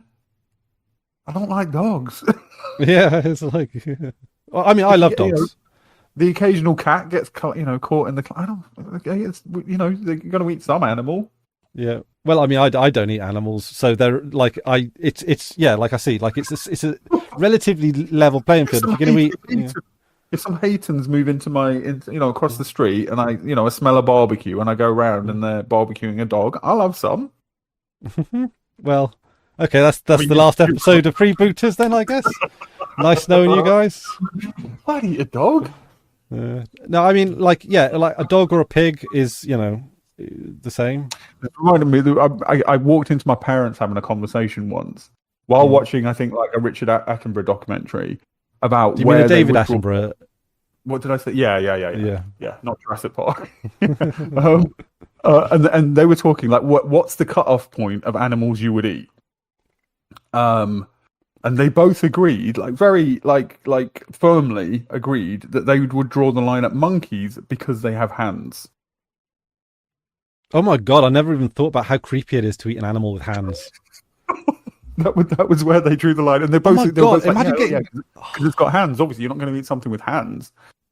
Obviously not. No, I mean, I didn't get you. You're on board with them. I didn't. I was like, what are you fucking talking about? They haven't got hands. Like, so if it's intelligence, then pigs are very, very intelligent. Most birds are very intelligent. We shouldn't really be. If it's based on that, we shouldn't be eating pigs. I gotta be honest, right? When I do think of people eating pigs, I do think of like a pig's like as smart as like at least a 4-year-old child. Like, so you kind of make like, the dumbest pig is 100 times smarter than the smartest dog that's ever. Like, when people talk about dogs, dogs are the stupidest. No, they're so stupid. Okay, it depends on the dog and it depends on the breed. Like collies are super smart. Any given rock is more intelligent than any dog. Oh god, what is it? What did you get attacked by a dog when you were young or something? Dogs do all hate me. Dogs do all my sister brought the neighbour's dog round the other day, and it was a boxer, quite a big boxer.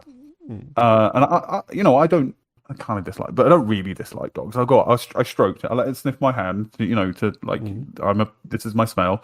Then I stroked its head, and it was quite happy with that. And then I think I said to my sister, maybe this is the one dog that doesn't hate me. And then it just went and started snapping at me. Every dog hates me. I'm a Terminator or something. Oh, wow. Do you think it's like the anxiety or something that triggers? No, I'm not afraid. I could take a fucking dog. I'm not afraid. Oh my god, this conversation is going to upset so many people. Oh dear. 5 cats, I'd be afraid, but 1 dog, I don't care how big. I'll take a fucking dog. Oh. Hamish is not going to like this shit. I've just Hamish watches. Yeah, Hamish lambast him. Oh, I love Peanut too. Peanut's lovely. Adorable dog. He does a little bit of trolling. I hate dogs in principle more than I hate them in practice. Like any individual dog, I tend to like. They don't never like me, but dogs as an idea, I think we better. Yeah, sort of like the French. There we go. I'd rather if we kept French people as pets rather than dogs, the world would be a much better place. I wonder what King Henry VIII's stance on that would have been. Well, he kind of probably thought of himself as much as French as England. I mean, he spoke French. He owned half of France. Yeah. I don't know. I can't remember where the cut-off point who was the first English king who actually spoke English, because it was really late, wasn't it? I think it was after Henry, right? Oh, was it after? No, Henry must have spoken English. Yeah, because Greensleeves. And Shakespeare and all that stuff. Yeah. Okay. But then again, what was English like in the 1400s? I mean, Shakespeare. Oh, Shakespeare. Okay. So, when was Chaucer? God, I should I mean, know this. that was Old English, wasn't it? Middle English. Middle English. Sorry, yeah. So I don't even like. Sure. I don't know. What do they speak in Norfolk? So, oh my God, sorry. Why are we being so racist today? Again, my dad had a thing about Norfolk as well. It was just every now and then, if Norfolk was on TV, it'd be Norfolk is so depressing. Norfolk's lovely. I love Norfolk. No, his thing was like he was like the big open sky. He would always say, "No, it's the big open sky. Like it just drives people mad." That's why so much suicide in Norfolk. It was like, I don't know if that's even true. It just had this ideas about Norfolk.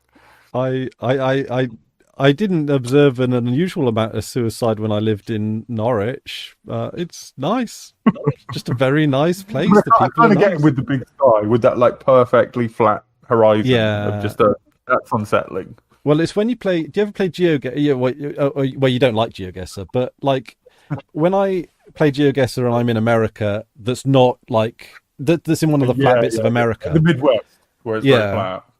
Like that is a bit unnerving to me because that's even flatter than Norfolk. Like Norfolk, there is some like texture. But I feel the same way about like for me, it's got to be in the middle. I want rolling hills, like mountains, like terrifying to me. Can't imagine living near something that big. It's like it's a god. It's going to come and attack me. Yeah, I mean, I like where I live. It's got texture. Like you can go like 5 miles in that direction, and it feels like a whole different place. Wales is. I love Wales. Wales is beautiful. Wales is absolutely gorgeous. We have very manageable mountains. Like even our mountains are quite, very tame mountains. I'm okay with those. I think you'd love the valleys.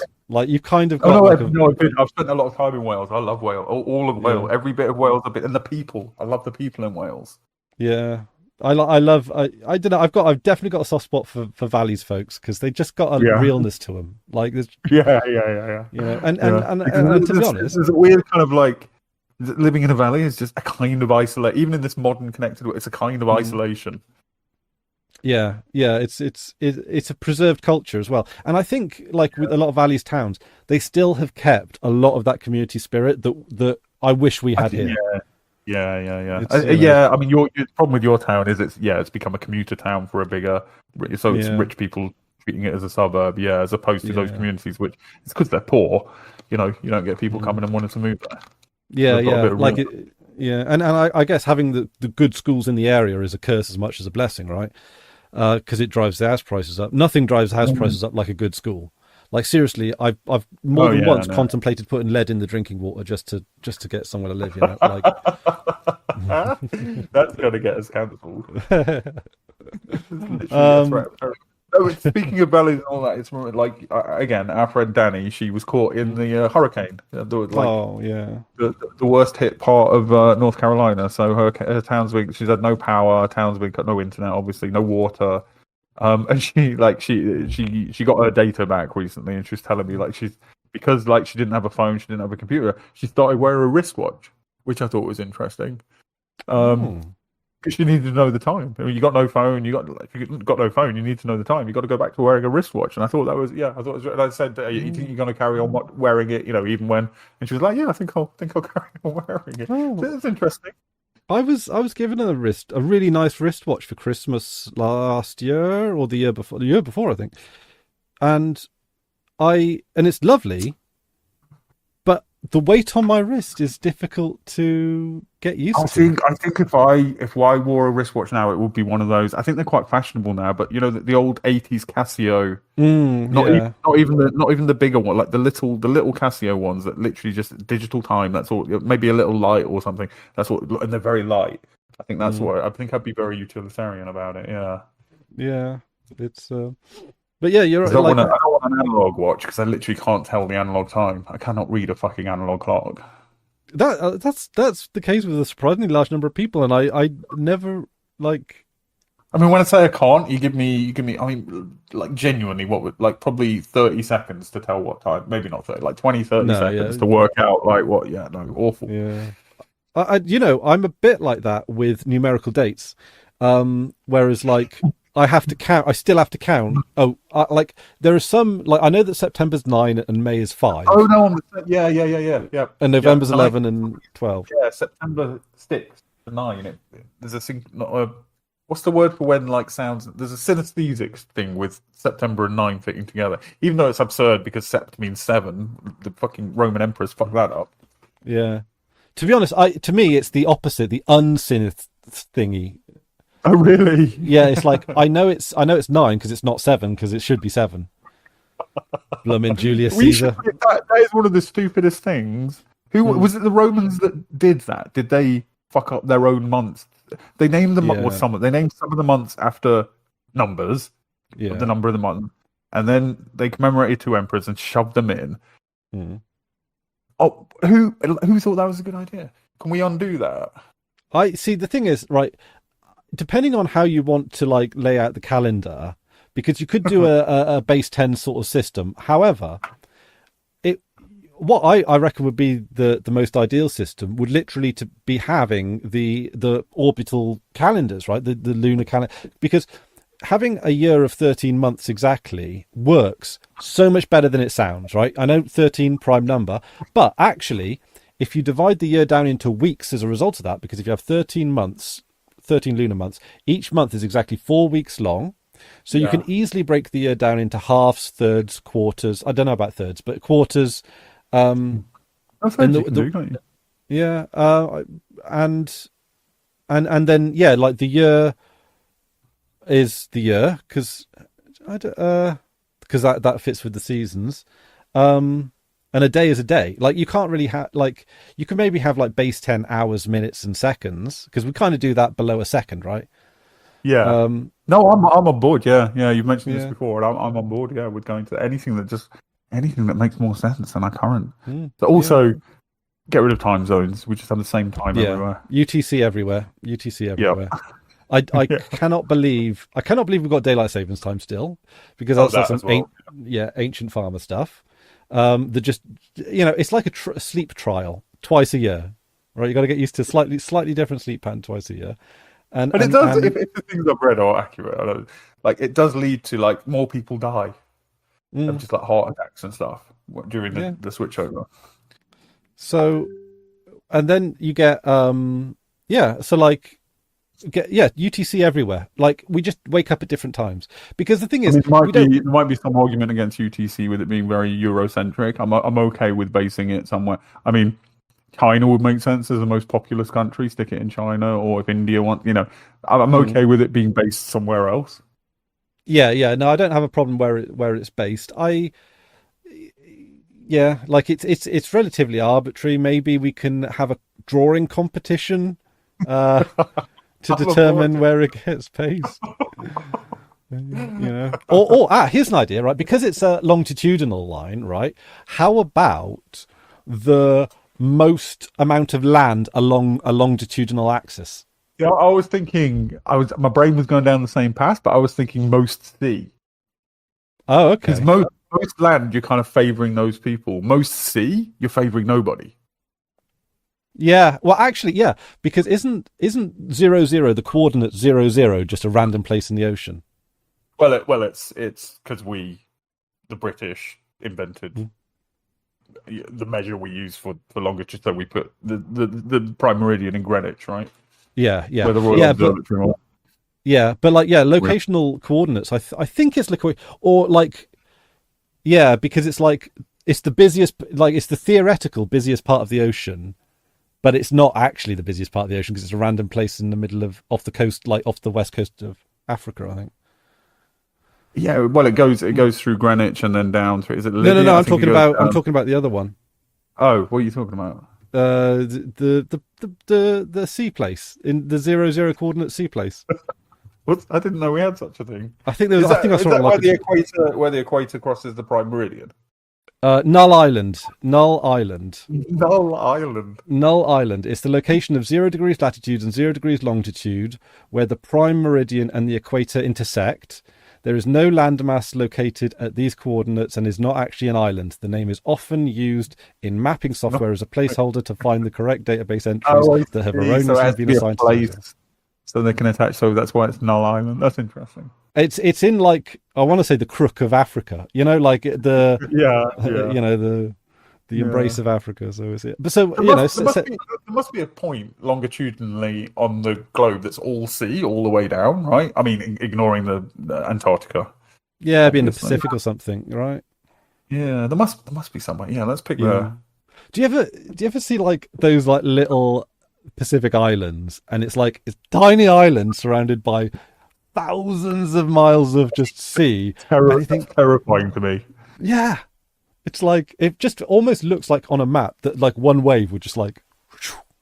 It's not. No, it's not. It's not that. It's for me. It's not really isolation. Like, okay, so in the UK, we've got like Europe as like a blanket for security, and it does feel like it feels like sleeping without your duvet. Like, Yeah. whereas like even Australia or something, there's nothing around. I mean, there's little island, but you look at Australia, there's nothing. There's just sea all around it, and that's terrifying. Being that exposed is terrifying. I know that's not.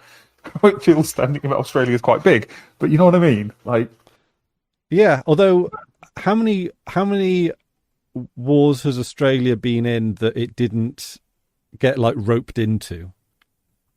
I mean, it's been in all the wars. You know about the Emu War, actually. No.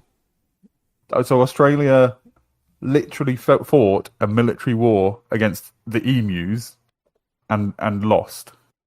What did the emus do? You need to look it up for the details because A, I've forgot them all, and B, they're great. But yeah, no, they literally had a military campaign, a war against the emus, Wow. and they lost. So that one. Mm. But yeah, all the others, yeah. I mean, there was that meme somebody posted on fairly recently that was, I think it was going back to the 80s, and it was American presidents and all the wars they've been involved in, and it was 3 or 4 wars at least for each president. And then Chinese presidents at the same time, and how many wars? It was like no wars. Like China's not been at fucking war. Mm. Yeah, and I quite like the. Oh, hang on, no, we're drifting into Dargoth Hour. I was going to say though, do you think we could get? Because I know there's definitely things on the internet that are funded by the CCP, right? And we're willing to be quite positive about China. Do you think we could get some CCP? If you're a CCP member. I think we want to do an upfront like sponsorship thing. Like this episode is brought to you by the Communist Party of China. Well, I don't know. I mean, who isn't a shill on the internet these days, right? Like a shill. Why not? Yeah, why not? I mean, why not? Who's clearly winning. Yeah. I mean, I don't know. Like, we could get sponsorships from other governments as well, like more politically neutral ones. What about Saint Vincent and the Grenadines? Why do we get sponsorship from them? No one. I don't know. I mean, given recent events, how about Mauritius? Oh yeah, of course. Yeah, I've heard. I was watching a thing because I was like, I need to know about Mauritius since this is happening. They've got the highest. Like whatever organization goes in and checks people's democracies, they've got the highest like democracy score in Africa. They've got a very high human development index. Like it seems to be a nice country. Yeah. I mean, I've met there's a few Mauritian folks in like in South Wales, like cool. Yeah, and every single one of them is lovely and nice and cool and. Okay, so if either the CCP or Mauritius would like to sponsor us. Who else? What other countries? Well, I don't know. How about Cyprus? Given that they're gonna put Phidias in the European Parliament, I'm okay with Cyprus. Yeah, they've got a complicated and interesting history. And so, how about the UN? Would we accept UN sponsorship? UNATCO. I'll be okay. And I think we're in given the success of this podcast, I think we're in a powerful enough position now to make demands of the UN. Yeah. So my demands would be that they get rid of the permanent members of the Security Council. Yeah, definitely. In fact, get rid of the Security Council. Just have it a one country, one vote thing. So that's our conditions. United Hang on, Nations. one country, one vote. Yeah. I don't know. That doesn't seem fair. Why? Because populations? It's not. Yeah, is. They're all acting as nations, right? They're in the. This is like when they did the U.S. Constitution. This okay, is all right. The Senate. All right, and I get that these things have to be simple, right? Like, because otherwise, like China's going to have enough votes to almost carry anything on its own if we do it. And then India, China, China and India together could literally. I don't like Modi. I don't like Modi. Oh no, they're if there is Dagoth, so very brief, but if there is anything that is an actual fascism right now, it's probably that. I mean, there are others, but in a big country. Yeah. I don't know if fascism would be the descript. Like, do you know what I mean? Because it's because of the nature of the country and the decentralized. It's a lot of the. It does fit a lot of the ultra traditionalist. It's got the street level element. It's Well, maybe, yeah. Well, India, get rid of Modi. yeah, and I'm hoping that the young vote is going to come through eventually, because in all of these places, this is true. It's true to an extent in France, but was it Austria that just recently elected fascists? Oh God, like Bulgaria, I don't know. All the countries that tend, to have like something close to fascism as the main party. Always the second place party is a socialist party, like every fucking time. So, just need a little bit of a bump. Yep. Anyway, this is too politics. Yeah. Think about Linux. Okay, right, yeah. Well, Debian, XFCE. Oh, hang on a minute. I've got notes. Okay, there are a few. Who would we accept sponsorship in the Linux world? Well, I mean, the Linux Foundation would be fine. I would take them. Not fine. Oh my God, what if Mozilla sponsored us and we just spent every week trashing them? I'd love that. Yeah. Yeah. Give us half of that Google money. Yeah. Okay, so right. Should we talk a little bit about Valve and Arch? Because this is kind of interesting. What? Sorry, you cut out very. Valve and Arch. Valve. Yes. Yeah. Can I just? I've got another whinge before we get onto that. Is when we were talking about advertising. I think it was when we were talking about LinkedIn sending us emails and stuff. So Steam a while ago added that thing that's at the top of when you're looking at the default home screen of your games. There's that place at the top that's for like notifications about game stuff. Like, so such and such a game has been updated or whatever. So first of all, I don't care about that anyway. I want to be able to switch that off, which you can't do. You have to go every time there's a news thing. You have to go, don't show me this again. Don't show me this again. Right, whatever. But games developers now are using it to announce another game that they're making, which is not news about that game. Fuck off. Stop it. Like that. Then it becomes an like a very distinctly advertising place. Or like, we're making plushies of characters in this fucking game. Fuck off with that shit as well. Stop advertising at me. I hate that Steam did that. Yeah. Okay. But they are giving money to Arch, and it seems that. I mean, it seems like part of it is just they want to keep Arch healthy, but there's also a goal I think that they've got in mind that they want to help Arch get to, and I think this is a mutual goal of both Arch and Valve to support ARM64 architecture, which I like, because I can imagine in the future ARM64 being a much bigger much more common architecture, even on the desktop. I can imagine ARM64 desktops at some point. And Wine is starting to work on ARM, because I'd always thought that if you wanted to get x86 games running on Wine on ARM, you'd need like an emulation layer, right? Because you emulate, but I guess you don't. You just need still that translation layer, so that can be done. So presumably at some point we're going to see ARM-based Steam Decks. I would think so, because x86. I've never held a Steam Deck in my life, but I'm imagining there's cooling issues with x86 that would be mitigated with an ARM processor. And that would be obviously very good. But also, I would like to have a desktop computer without fans to have to cool it down. I'd love. Yeah, if you could play the games I play and Proton worked on an ARM-based system, I would love that. Yeah. Lower power draw, no noise, beautiful. Yeah, because fans, they're a little bit of the bane of my existence, because with I have custom desktop builds a lot of the time, and over time the bearings wear out on the fans, and then you've got to replace them, but the trouble is, it's like the case, you've got to get the right size for the case, and then you've got to measure it, and then I think that should have been, whoever was dictator of the world at the time should have made the rule like computers can't have fans in them. You've got to do like design for passively cooled, and that's the most powerful computer we get at any time. Because fans in computers are silly. Yeah, like it's they're loud. I don't even know what their efficacy is, to be honest. I'm pretty sure that a lot of people, when they build their gaming PCs, overfan them. Oh yeah, no, they were concerned. I remember years and years and years ago, I was like all this stuff because there was a lot of the articles and videos and stuff about like how to perfectly arrange a case for like perfect airflow, and like saw a video where they basically did it like following the perfect guidelines of how to do it perfectly, and then doing it as badly as possible, and then measuring the temperature difference, and the temperature difference was like literally undetectable because basically if you're pumping air in and out, you're pumping air in and out. Yeah. Yeah, it's going to go somewhere.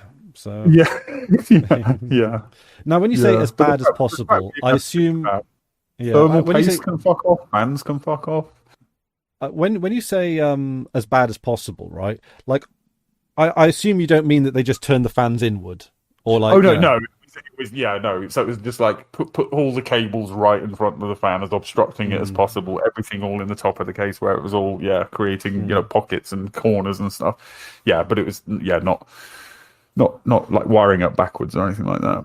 Yeah. So I guess we don't really have that much to say about Valve. Well, I do like, not to overpraise a corporation, but when Valve do things like this, they do seem to do it in the right way. They don't try and take the project over. They don't try and bring it in house or anything like that. They just like, what do you need? This is going to be mutually beneficial.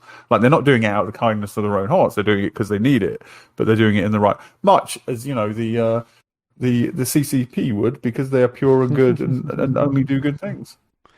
Have Valve considered starting a browser? That'd be great. Well, I mean, there's that one built into Steam, right? That is literally Chromium just based. It's horrible. Oh, but So, and also, I think they might be looking at like for VR headsets. Then the ARM64 stuff is probably going to be quite. Oh, I wish they'd give up on VR. Really, it's not going anywhere. It didn't go anywhere in the 90s. It's not going anywhere now. Like, it's got niche use, but it's not. It's never going to be the mainstream way of people game, I don't think. I think they might have conceded that, and I think they might just be circling in on the 5% market of. Is it even a 5% market? 1% market. I think. Yeah, I think it's comparable to the Linux, because you see a lot of posts going, why is so much attention paid to VR and so little to Linux when they've got the same market share? Yeah. Well, board meetings, I'm guessing, right? That's the it's the thing. Yeah, and but yeah, and also they are putting money towards a more automated package maintenance setup. Yeah, it's build stuff and certification stuff. Not certification. What's the word? Signature stuff. Yeah, right? That's it. Yeah. So which Arch needed for a while. Yeah. So good news. It's nice to have good news. It's good for Arch, and it's good for Valve. I think they did the right thing settling on Arch. I think if you're going to build something like that, and it was the same with the Chrome OS, they settled on Gentoo, right? They take Gentoo and patch it, and I think it's got to be Arch or Gentoo. You can't do it. I think Debian, and it was Ubuntu, wasn't it? And then was it Debian for a while? And that never quite worked because they do kind of fiddle with stuff. It's not as whatever. And Debian is like, I think they found Debian to be a bit of a tricky biscuit in that, like, Debian fiddle with stuff, but also, Debian is kind of in spirit an anti-corporate distribution. And I think also if you've got Stable is just a little bit too old for gaming. I game on they can add their own repo that updates the things that you need to update. I mean, you could do it on top of Debian, if you can just take Arch. Arch is very fuck aroundable with. I think is what's useful about it. It's not only is it very fuck aroundable with, but also like you take Arch and you immutabilize it, or you shore it up, and you've got a very up to date secure operating system in a a few short commands. How do Almost, you, how do you feel about, like, would you want immutability on your machine? I don't immediately see the advantages that I would get out of it. Does it affect performance? Well, it means you can't fuck it up. Basically, you can't fuck the base system up. I Which mean, I can see. I don't. I'll put it this way: I don't see a reason. There's no downsides to it. I mean, there are if you want to fuck with the system in that way. But broadly speaking, for the average user, I don't think there's any down. I think we probably are going to head there, and I'm okay with that. I mean, it's fine. I mean, like I say, Debian stable. It's not a problem I'm used to dealing with. So No, no. with a rolling distribution, with something like You have Arch, to work hard to fuck a Debian system. yeah, and all I do is just apt update from time to time. Yeah. See, That's the part of Debian that I'd love is just I don't want stuff updated. We've talked about it before. I don't want stuff updating all the time. Yeah, the only thing that bothers me a little bit, but not enough for me to actually do anything about it, is that the Firefox ESR, like when I update, is a lot of language packs in there that I could probably take out. But other than that, can you not actually get rid of them? probably. But It's not. Yeah. I update once. I don't know, once when I feel like it, and it adds like, I don't know, 20 seconds onto an update. It's quite a lot. It's quite a few packages. That is another thing that does bother me a little bit when using Debian. The Arch Pac-Man is so quick compared to every other. Like, I remember the Fedora one. It might be better now, but the Fedora one back in the way, it was so slow. Debian felt fast in comparison to Fedora. But yeah, Pac-Man is so fast. Yeah, Pac-Man's good. I like, but then again, actually, to be honest, like I don't. But when you're updating like once every 6 months, yeah, who gives a shit? I suppose given the nature of Arch, Pac-Man has to be. I mean, Pac-Man is almost like the thing that makes it Arch, really, isn't it? Like, yeah, and you can. I think that I can't really quite wrap my head around, but that's a thing that people don't seem to make use of much is you can install, for example, Pac-Man on Debian if you wanted to, and pull from Pac-Man from Arch. I don't understand how that would work, but that is a thing that you can do. That's fascinating. I've heard. Is there like a Debian version of the AUR? I remember there being a project set up to do something like that. Or is there a way? Was it for? No, that wouldn't make sense, would it? I'll give it a good Google. I don't hear much about it because, to be honest, like the Debian repos are pretty sizable, and third party, like most things come with a .deb or an app image.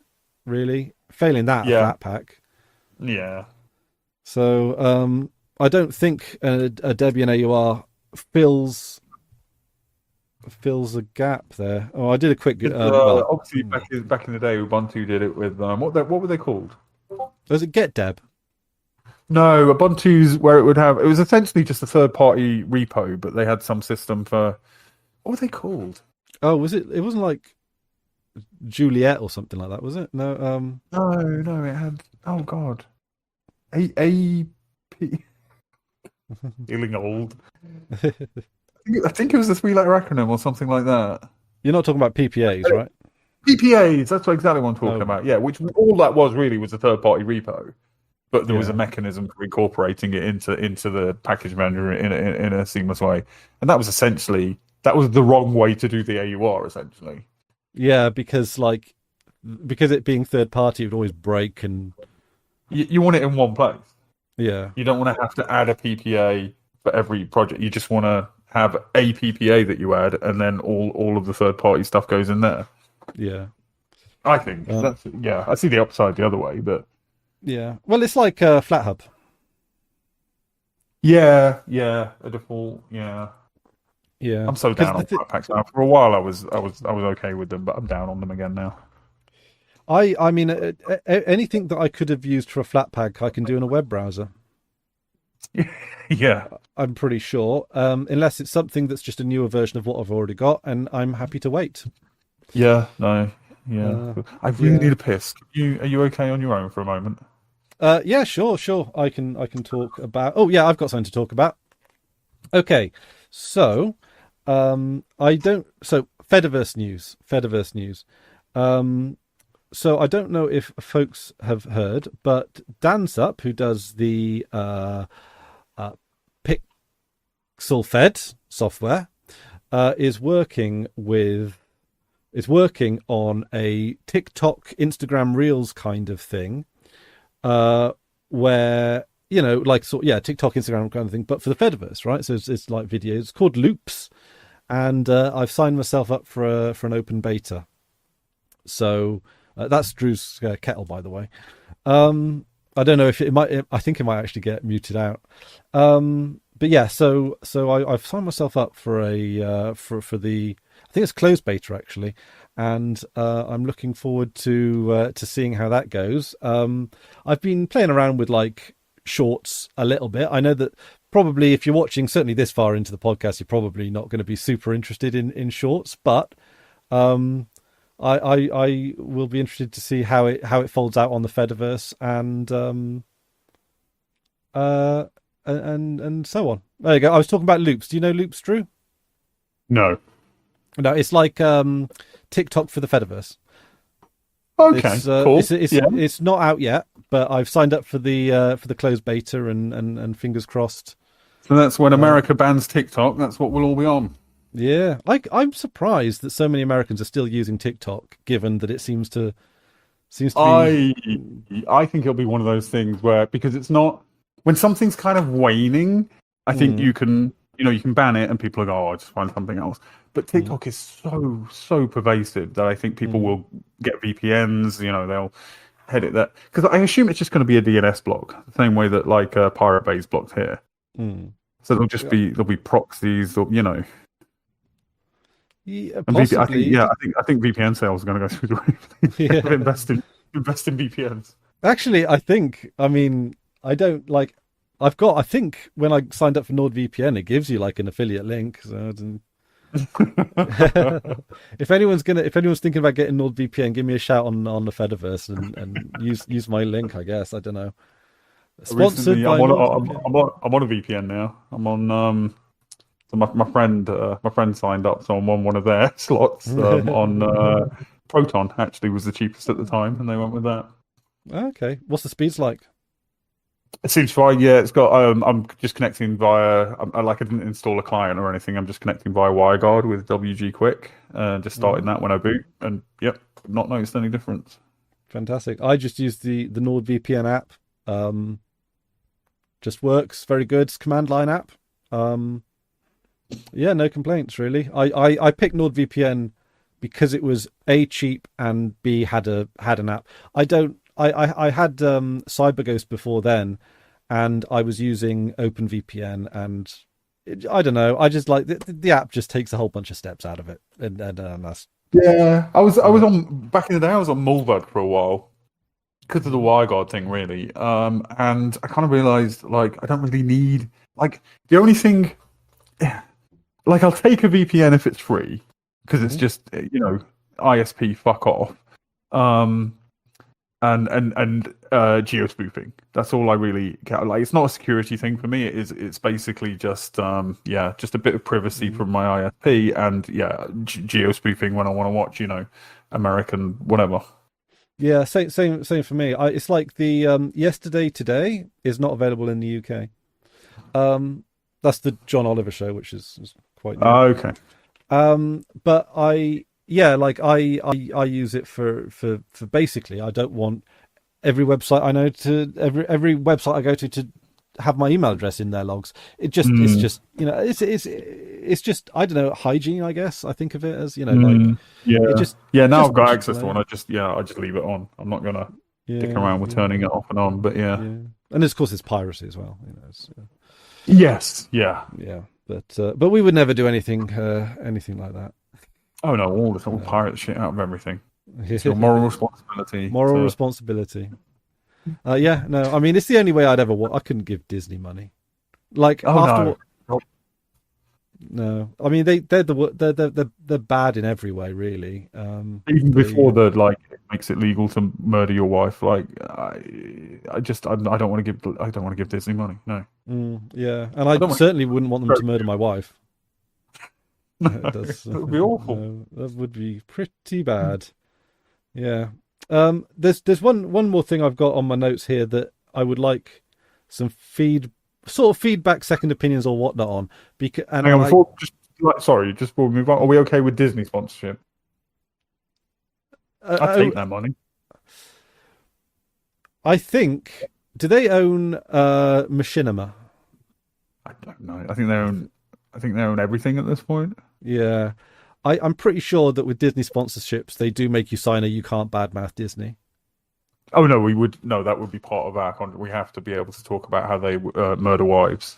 Murder wives. What else did they do? Like they're backing a lot of legislation in California to allow, so. I think California wanted to put forward some legislation to stop sweatshop workers and things like that.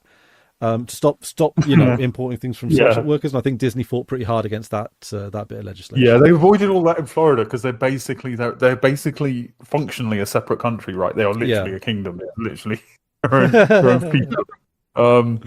But yeah, honestly, I know all that stuff is terrible. But the thing that really bothers me about Disney, the thing that puts my back up the most, is they're just cultural pollution, just banal, dull shit that's so fucking pervasive. Well, I think it's more cultural imperialism in a way. It's just stamping over stuff, because it's they'll take a public domain fairy tale and then I hate that.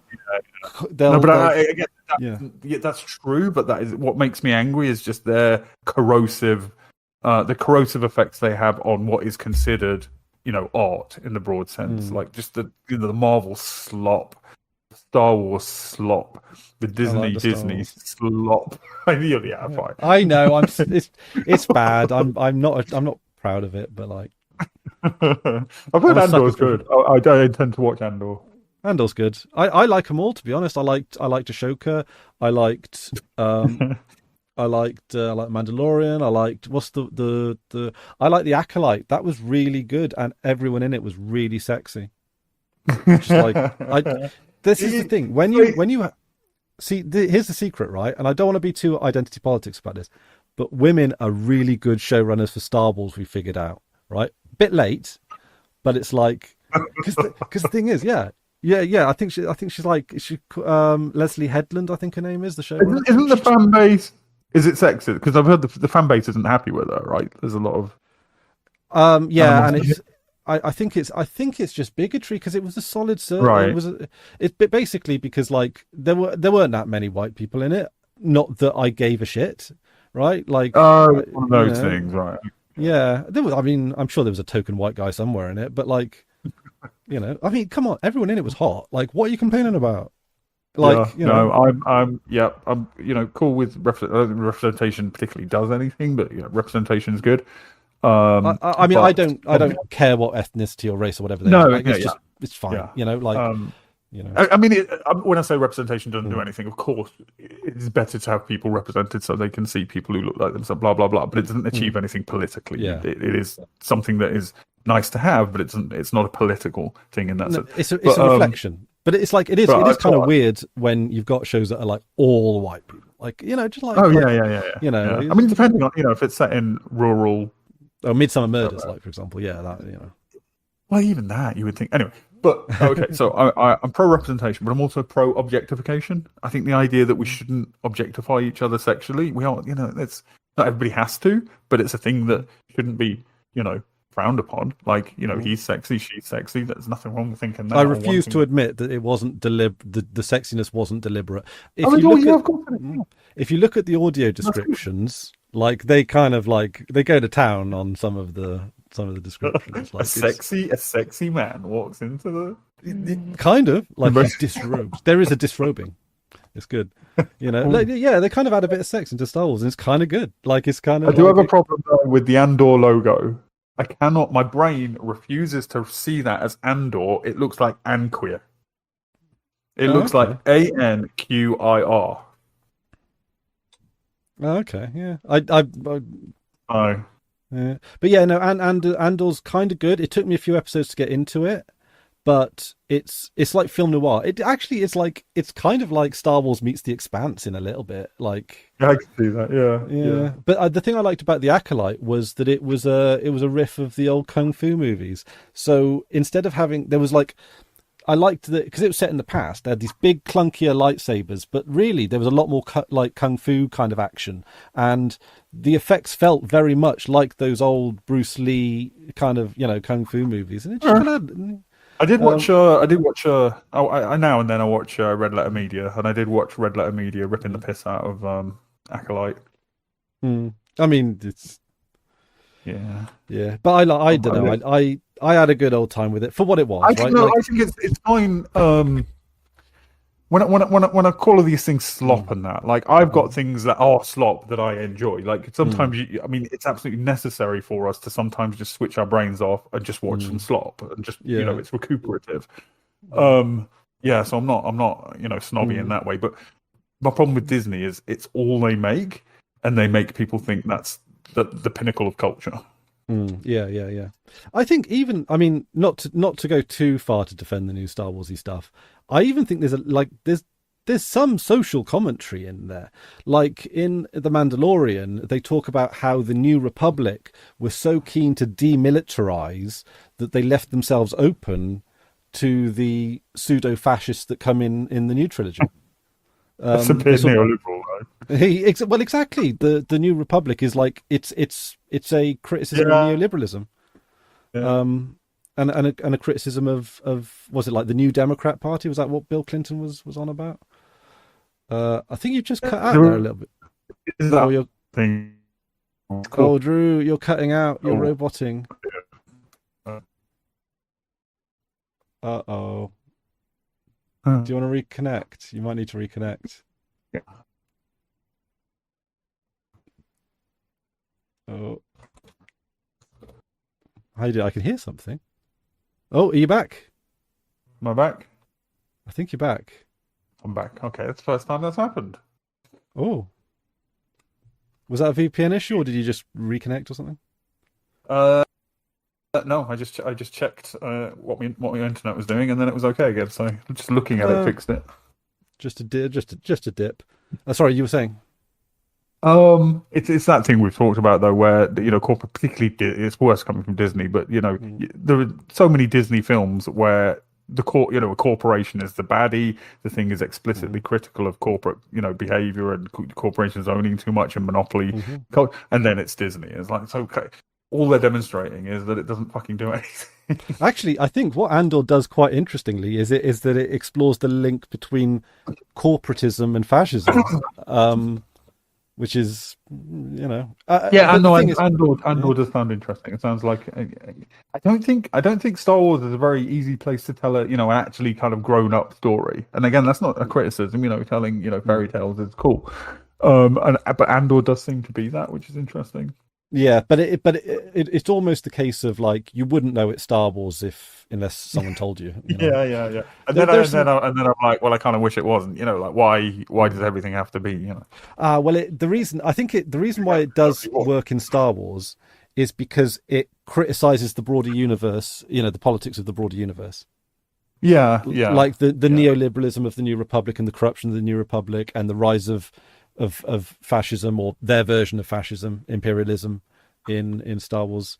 And I think it links together quite nicely in the world, but at the same time still being a bouncy fairy tale with robots and cute robots. And that's the thing. Like if you are determined to just see like, I'm just going to appreciate this as a surface level, silly robots, adventures in space, spaghetti western, then you will have a good time, and there is some depth to it, but it's not deep depth, and it's just like okay, yeah, you're talking about it's stuff we already know. It's a lot of it is like reaffirming people's It's not making any real statements that haven't been made in anything else before. But it is interesting to see it in Star Wars. And I think what interested me about it is from what I've heard is it's an exploration of the bureaucracy of the Empire. Yeah. Which honestly, not like it was in the forefront of my mind, but always, back in the day when I watched Star Wars, like that's interesting. Like, how does the Empire, like, what is the sort of the labor force that's required to maintain this system? And having a sort of conception of like how that might work, that's interesting to me. Yeah, and it is interesting. And of course, it's going to tap into how did fascisms and authoritarianisms function, of course.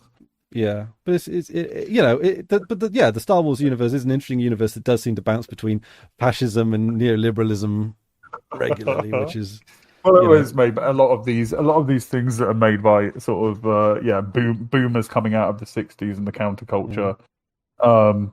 Like the best they can imagine is neoliberalism, right? Like yeah. that's so, But so then, that's yeah, always the high yeah. point. Well, that's what I liked about the Acolyte. Well, that's the interesting thing about the Acolyte is that it it. I don't want to say it sympathizes with the Sith and by extension then fascism, but it does humanize it, I guess, Well, I in an think for interesting people way. with politics where, I mean, you and me are slightly political, but, where our politics are vaguely, where we don't love liberalism.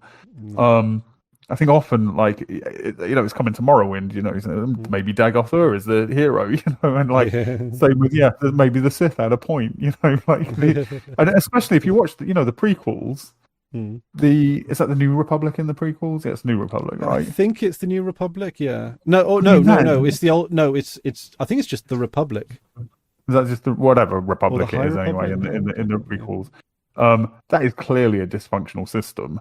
Oh yeah. Uh, and the Jedi are you can't like if you watch the prequels, the Jedi Mm. are evil. Yeah. They are they are the kind of police outfit you have in a repressive authoritarian regime, right? They're the Stasi Mm. or something. Yeah. No. They are. They are. They are. I mean, they're kind of not hugely dissimilar to our like. I mean, like the Taliban in some ways. You Yeah, know, yeah, like. yeah, no, yeah, because there's a religious component to it as well. Right? Yeah, Well, it's theocratic, ultra conservative, ultra traditionalist. You can't yeah. love for some reason. Yeah, horrible, awful. Mm, yeah, it's the Yeah, and so, yeah, so the orthodoxy of that, and I like that the newer stuff is exploring the flaws of the Jedi a lot more because yeah, the Jedi are a religious order that are also a police force, which just is yeah, just kind of awful. yeah, yeah, Which yeah, so yeah. Anyway, I got another topic. Oh, actually, I got yeah. two. Actually, since we're on media at the moment, I went to the cinema a couple of days ago and I saw Megalopolis by that Coppola guy. What's his name? Francis Did Ford Coppola. uh uh uh, anyway, yeah, he did. Okay, so Megalopolis, which is a starring Adam Driver and a whole bunch of other like super all-star cast. I'll put something in the thing. So this is kind of odd. It's not a good movie. I'm just going to say that off the top. It is not a good movie, but it is an interesting movie. It is a very interesting movie. It's I can only say go and see the trailer doesn't. So basically, Coppola sold a big chunk of his vineyard to self-finance this film. This is his magnum opus, and he's like 85 now. And yeah, Francis Ford Coppola, and yeah, so I'm just going to scroll down and have a look, read the cast, just okay. So we've got Adam Driver, Giancarlo Esposito, who plays the bad guy Gus in Breaking Bad. More importantly, he's in Do the Right Thing as the dude whose trainer gets stepped on. Yeah. Natalie Emmanuel, Aubrey Plaza, Shia LaBeouf, Lawrence Fishburne. Let's see, like loads, right? They're missing one that I'm thinking that I'm. Anyway, like there's like it's crazy, like loads of famous people. Sorry, I'm just gonna fix my You camera. are very blurry. Yeah, it's okay. Good. So yeah, so basically, all-star cast, self-funded movie. It's basically Tommy Wiseau's The Room, but with a Hollywood budget and Hollywood actors. It's kind of amazing. What's the It's the Room in what's that in the sense that it's like a vanity project or yes, in it's a right. vanity project. It tries to be really smart, To the point where there's a chapter of the movie called Bread and Circuses. Like, it's just like, it's super on the nose of like, what if this, what if that? It's a very pseudo intellectual movie that kind of like I don't even know what it's trying to say, right? Because basically it's this misunderstood genius. This misunderstood genius is obviously a self-insert. He's invented this magical substance that they don't really describe what it is and what it does, right? It's like unobtainium, right? Like he invents unobtainium, right? So they don't really flesh out whatever the MacGuffin is, right? But it's like he invents this unobtainium, and he's going to use this unobtainium to build the utopian city, right? And it's about this journey that he's trying to build this utopian city or this utopian district. He plays the role of like the chief design engineer of this like city council, and he's like, right, I'm gonna build this chunk of city. It's going to be modern. It's going to be utopic. Everyone's going to live in harmony. That's it. And that is the extent of how the utopia is described, right? He just invents a magical substance. He just invents a utopia, right? Like that's it. Like it doesn't talk about what makes it utopia. He talks about the problems of society being corruption and well, not decadence, hedonism. You know, like right. And it's got a very Roman aesthetic, and so take that for what you will. And I love it. I do love it when multimillionaires come in and tell them the problem with the world is their hedonism. Yeah. I gotta be honest, there were a few moments that made me think, like Lawrence Fishburne plays the driver, who is also the narrator for Adam Driver, the misunderstood, and it doesn't feel like there's nothing like wrong with it, but like it doesn't feel quite. It feels a bit off. It feels a bit off, like, you know. Yeah. If it would, I'm sure there's like a trope that falls into with older films. Yeah. You know, I did notice that I was like John Voight is in it. I noticed in the trailer, and he's somebody who's not maybe not like shunned or whatever, but he's come out with some very right wing views, and is generally not, you know. Yeah, I would never defend the politics of this, if indeed there are politics in it. I'm not entirely sure yet. You're making me want to watch it. It sounds like it sounds an intriguing thing. Yes, the thing I appreciate about this film is that I've never seen anything like it. I probably will never see anything like it. Nothing like this couldn't be made if it wasn't like basically self-funded by a. Well, the name and also the aesthetics of the color, that's clearly, it's Megalopolis. It's riffing off of the name's just gone straight out of my head when I was about to say it. What? Not like Metropolis or Metropolis. Yeah. The Fritz Lang Metropolis, like it's taking something from that. I don't know what. Honestly, neither do I. There's a lot of like weird references. So like there's even a bit where one of the characters says, "Who will rid me of this meddlesome cousin?" Really? Yes, like this. So Does basically, sort of. Right. I don't know. I don't even know if I should spoil it because it's kind of No, I won't spoil it because it's kind of a weird moment. But like, so basically, you've got this misunderstood genius architect, and he's at odds with the mayor, who is like, so the mayor represents like tradition, orthodoxy, and status quo, and then this misunderstood genius represents, you know, the imagination of the future, like almost Elon Musk-ish in that kind of like. Yeah, it does. It does feel a bit Elon Musky, but the thing, like, the direction is interesting. In fact, there are certain scenes when they're set out that look like straight out of a Hitchcock movie. Like there's obviously references. Francis Ford Coppola is what I mean. Is Godfather, right? And Godfather is very often, you know, if somebody lists top 10 films ever, Godfather will often be number one. Yeah, I don't agree with that at all. But Godfather's a beautiful film to watch. Like the cinematography is sumptuous. Yeah, and actually, this was a beautiful film to watch on an aesthetic level. Yeah. I saw lots of stuff that either I haven't seen in a modern film or I've never seen at all. Like what's fascinating about this, and I think I want to like watch like 3-hour video essays on YouTube about this film, because I'm not a super film buff. So there's going to be a lot in there that I notice. Oh, that's something that they're going to talk about. That's something they're going to talk. But I don't know how they're going to talk about it. Right? Like I've still got a lot to learn about this film. What was interesting, there was no marketing about this film. When I went to the cinema, there was posters for every other film that they were showing or going to show, not this one. It only made like $2 million on opening night. It's an absolute flop. And they were only showing it one time each day in the cinema I went to, where they would usually show like a big film, like a Star Wars. They'd be showing everything you're saying is making me want to watch it more. I do love it when you see something like this that is such a personal, authored thing, and you're like, it's not good, but there's something. It's making me think things.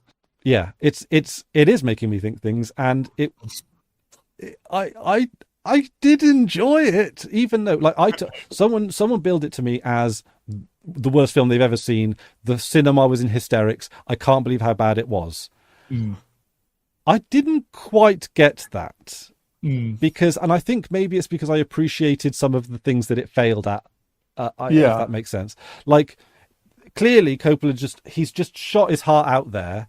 And it's not all great, but like I tell you, I'm so happy that I went to the cinema and saw something that completely I never saw before.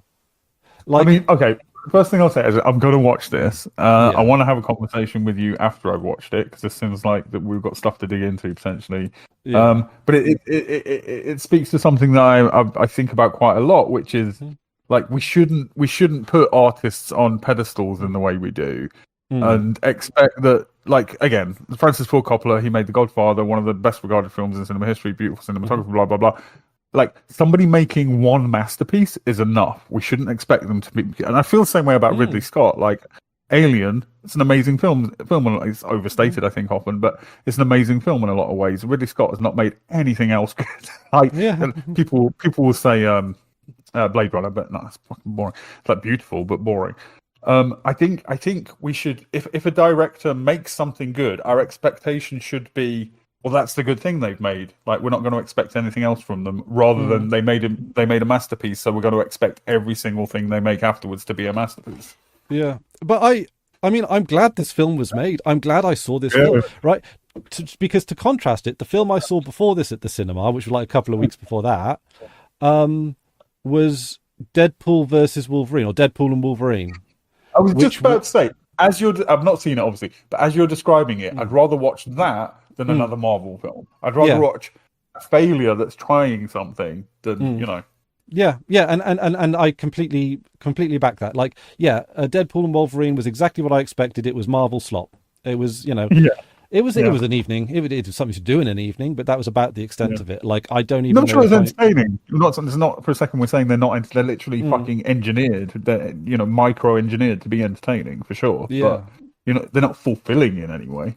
No. In fact, I don't even. The Weatherspoons tea I probably had before the cinema was probably more fulfilling. It was a cauliflower curry, and it was really fucking good actually. Do you know what? I'm a recent convert to cauliflower. I've never liked cauliflower, but every now and then, you got to try things that you think you don't like, see whether, because it changes, right?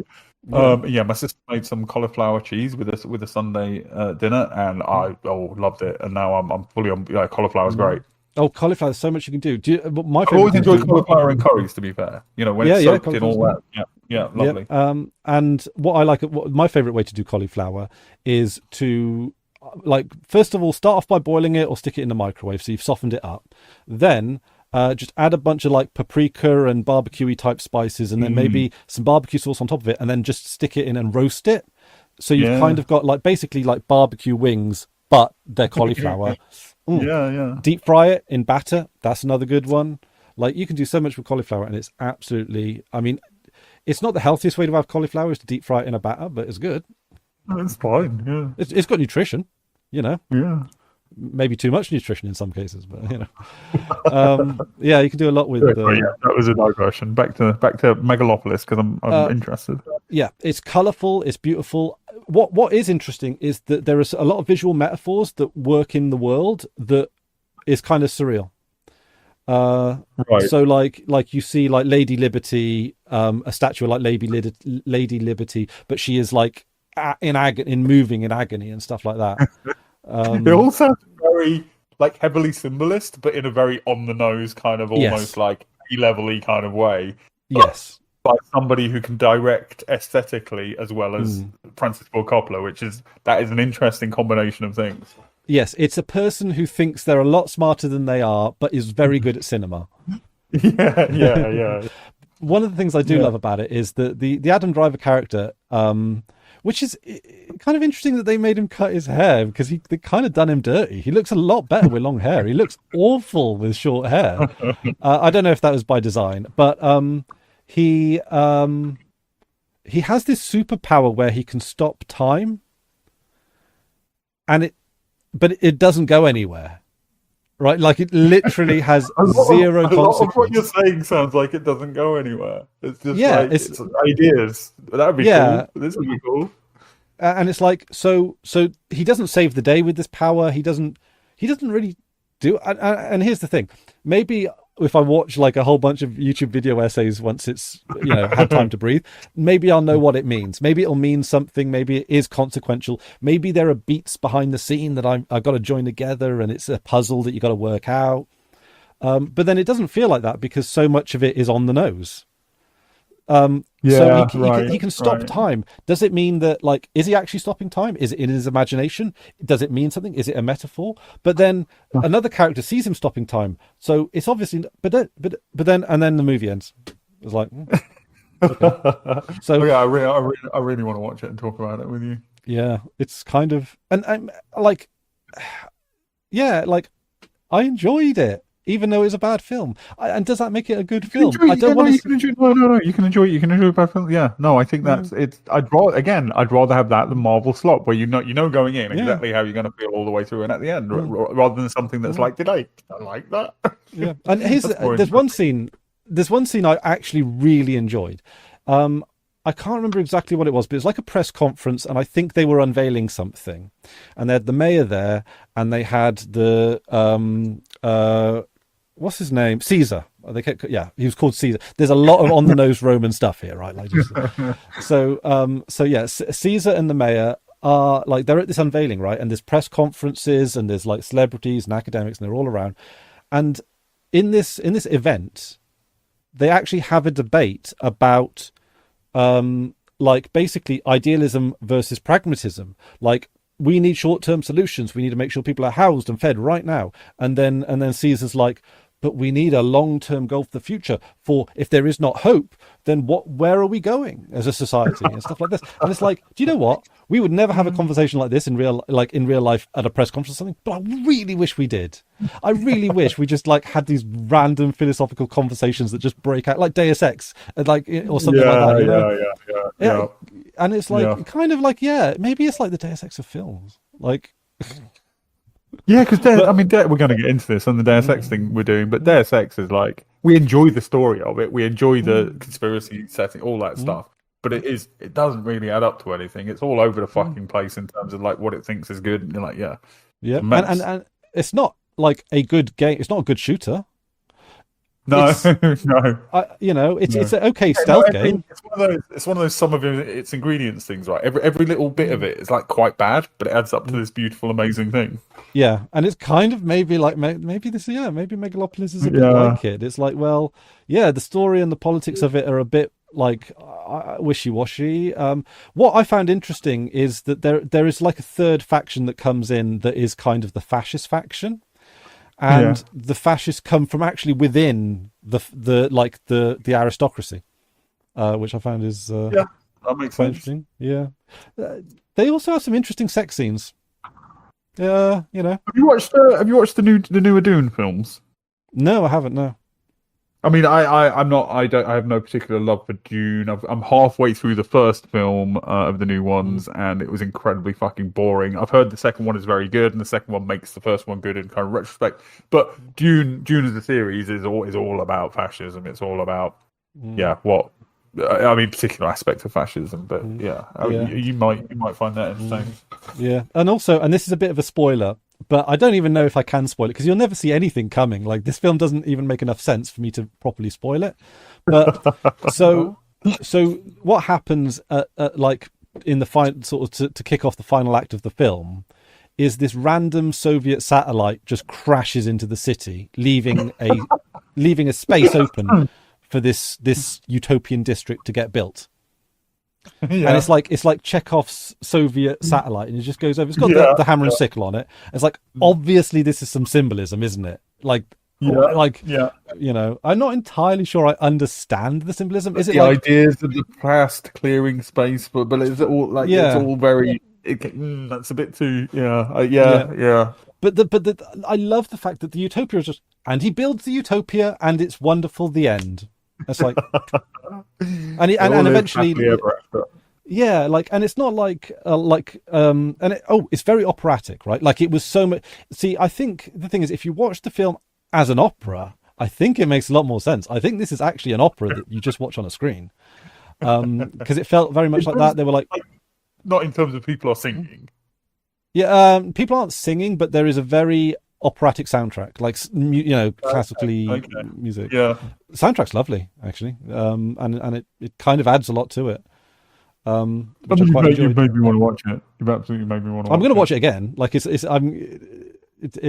crazy. What was it's got 5.1 on IMDb, which see the thing is, I would kind of give it like I would actually kind of give it like a 9. Because of how much I thought about it since I watched the film.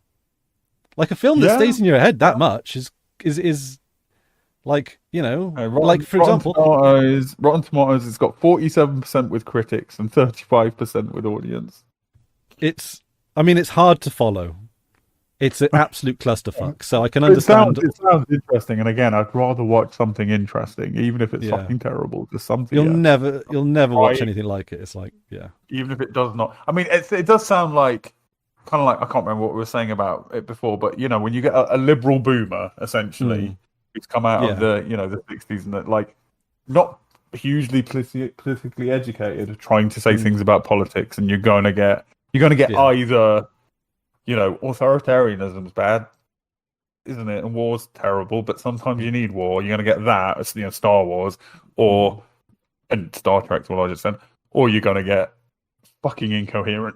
Yeah, it's just it's like man in the pod politics kind of. Yeah. It's like all you got to do is invent the unobtainium, and then you build a city out of the unobtainium, and then it's all fine. And I say that full awareness that I'm that sometimes. We all are. I'm just a man down the pub.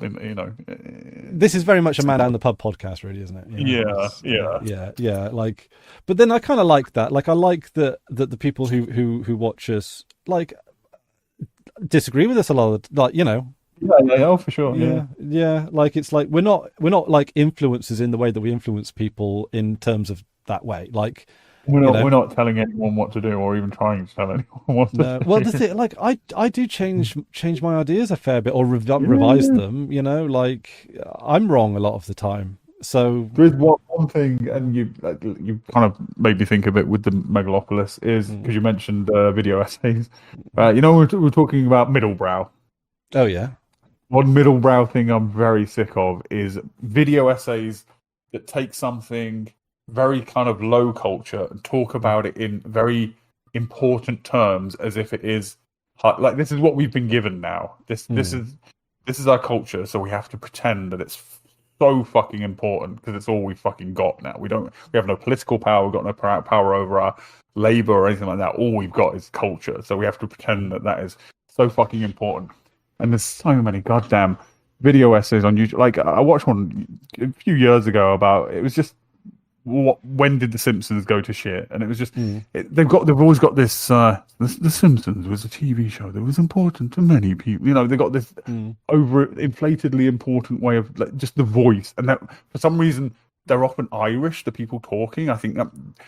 For some reason, the Irish accent in that low kind of tone, speaking intelligent words, just has this kind of connotation of elevating. So I don't know.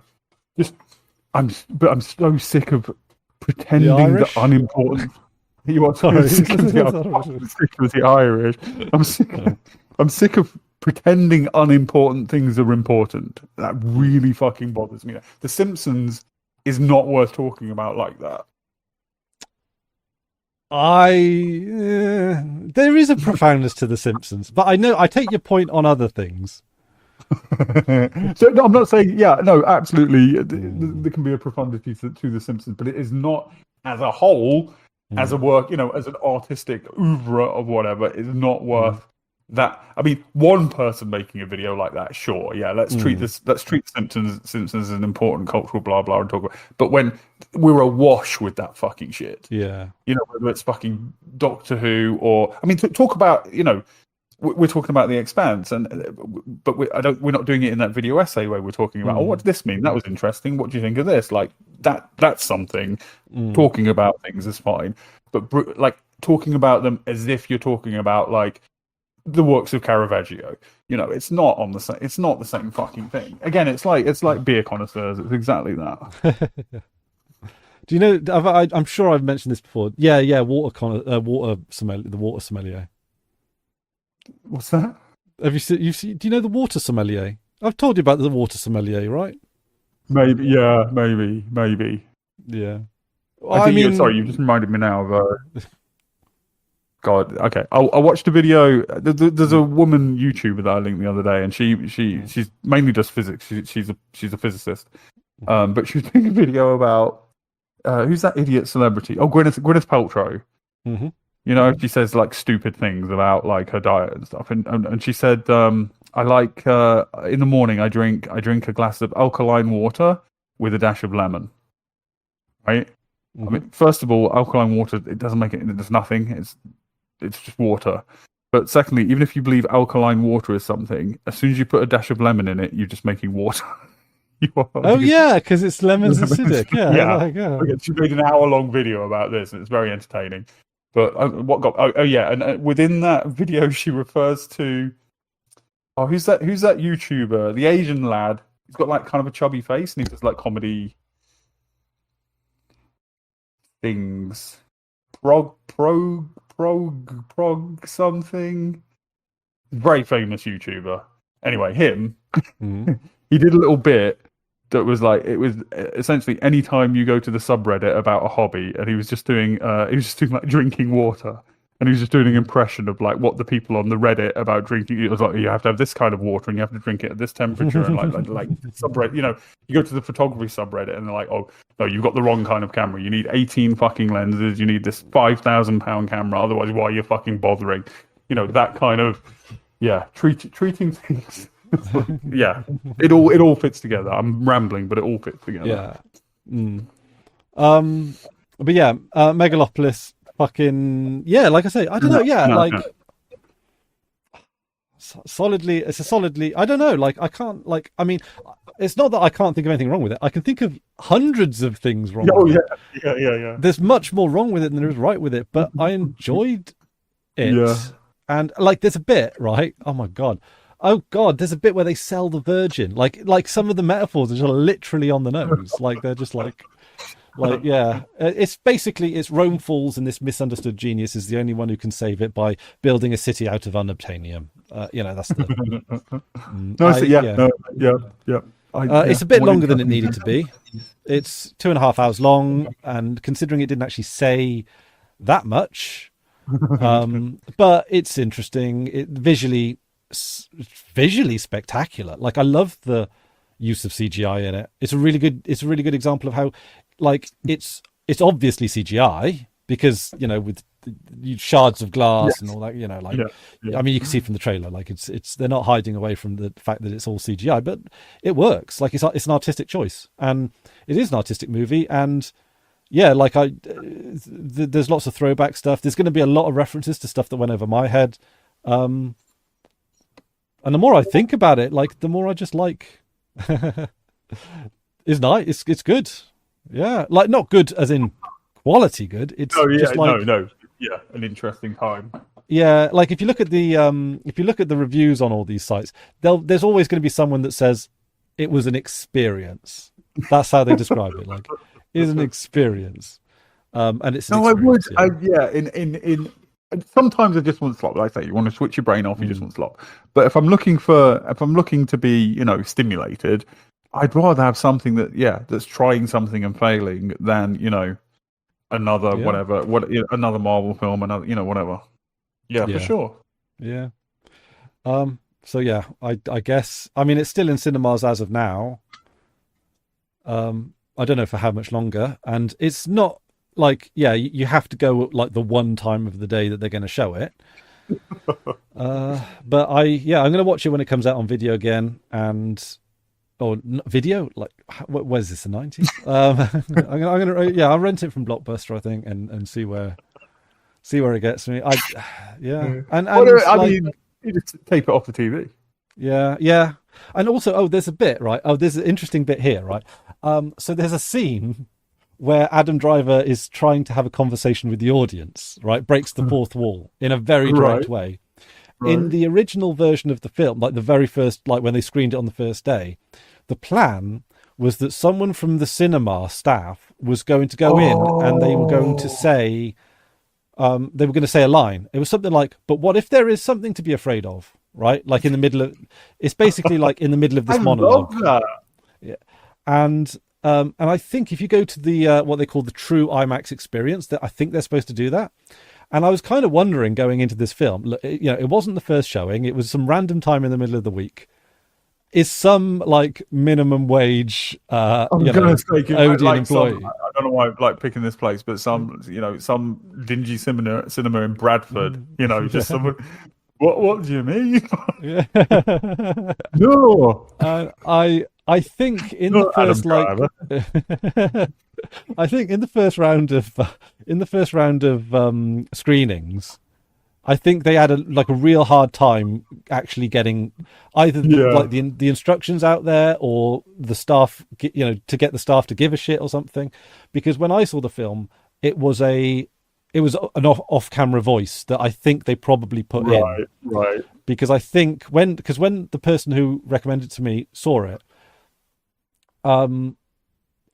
they did the staff didn't come out, so there was like this missing line in the film, and they and it's that's making me think. The bit in Jurassic Park near the beginning where Richard Attenborough is he's doing the pinprick thing. There's a presentation. There's him on the screen, and then he goes and pricks his own finger, like to show that blood has DNA in it. Blah blah blah. Oh yeah. And you always wonder, like, does that mean that Richard Attenborough has to be present every time that presentation is given? Like, this billionaire is going to be present every time somebody's getting a tour of the park. Made me think of that. And also made me think of like cinema in the 50s where they had gimmicks in the cinemas, like vibrating chairs, just for one particular film, like the chair would vibrate or electrocute you or something like that. And I kind of like that idea. Yeah, like making cinema more of a participatory kind of theatrical kind of experience. Yeah, getting the staff involved, and it makes somebody like somebody somewhere with a very strong accent, just in Britain. Talking to these American film stars just in their own regional accent. I love that. That sounds amazing. Yeah. I kind of wish that had sort of, I mean, if anyone has seen the film and they did do it, then like, let us know. Yeah. But like, they ended up just subbing it out for an off-screen voice at the end of the, because you have to come in. It's like halfway through the film, so it's not like it's at the beginning or at the end where it's easy to sort of work it out. Yeah. But then I suppose that speaks. I want somebody to make a movie where you have to have a pianist in the cinema again, just playing the music, playing the soundtrack. Yeah, man, God, pianists were like stuffed with work back then, weren't they? Yeah, but I suppose that speaks to Coppola's age, really, doesn't it? Like he probably remembers all of that shit. That's the stuff. That's probably what he wanted to recreate. Like he probably was in the cinema. Maybe. Yeah, he might be in the cinema as like a little wee lad with his like. Big I've got to say, I do. Again, this is a little bit like I'm the main character, but like people who whinge about people laughing or talking in the cinema. If you go to the cinema, it is a social. Everybody's so fucking antisocial now. It's a social experience. If people are talking about the film, that's kind of, and it's not as if somebody talking about the film is going to make you not hear this fucking mega loud 8.1 Dolby fucking whatever, right? Like, enjoy the social aspect of it. We should get back into that. Yeah, actually, this is interesting in that it's a film, right? If you go to the cinema, like this only didn't just happen to me, but this happened to everyone I know who's seen the film. When the film ends and the lights come up, and the lights come up directly as the credits start, like they make no business. Don't bother. Like, it's almost like you don't have to stay to the end of the credits. That's kind of There's like no post-scene credit. Don't worry about it. Yeah. And the lights go up, and it's like everyone was like, "What the fuck did we just watch?" Like everyone had the shared experience. Yeah, shared human experience. Love it. Yeah. And also, there's one scene that fucking blew me away. Right, Adam Driver puts on a cape and he does a little, and it's just, but it's super serious. It's not a comedy moment. It's just like he's like I bid you adieu, and then just struts off. It's just amazing in a completely non-ironic way. It's just like I want to watch it so much now. Oh yeah, I mean I don't know if you'll be able to get something off Pirate Bay or something, but like I'm gonna wait till something better than a. Oh yeah, actually, because it's such a beautiful film. I don't want to cam. Yeah, and and also like some of the stuff you'll be surprised how unoriginal it is. Like it literally, it's probably not by accident either. Like there's so much referential, derisive stuff. Not derisive, no. What's the word? Derivative stuff in it. That is, it's his magnum opus. It's his fond farewell to cinema, I suppose. Like I love that. Yeah. I love the fact that it's such a sincere film as well. Like it's I'd like to make something like it myself if I'm completely honest. Like this is like, you know what? Yeah, I just want something that's a bit mad. And you know what? We should do a version. You know the Swedish thing with Twitter you were talking about. Oh yeah. So once a year, somebody's selected from the public at random, and they're given like whatever like the mean film budget is these days, like 500 million, and it's just like make a movie. Just get a random person once a year from the public to make a movie. That'd be great. Like jury service. Yeah, exactly. Yeah. I think that's kind of interesting. I like, because the thing is, you wouldn't have been able to make this movie if it wasn't self-funded, if it wasn't a vanity project. There's no way. At this point in his career, like after Godfather, he could have got fucking anything made, right? But it's that point where you've what I was talking about earlier. You've talked, a genius can only make one or two masterpieces. So you slowly learn. Oh, we can give them all the money in the world. They're not going to make anything amazing.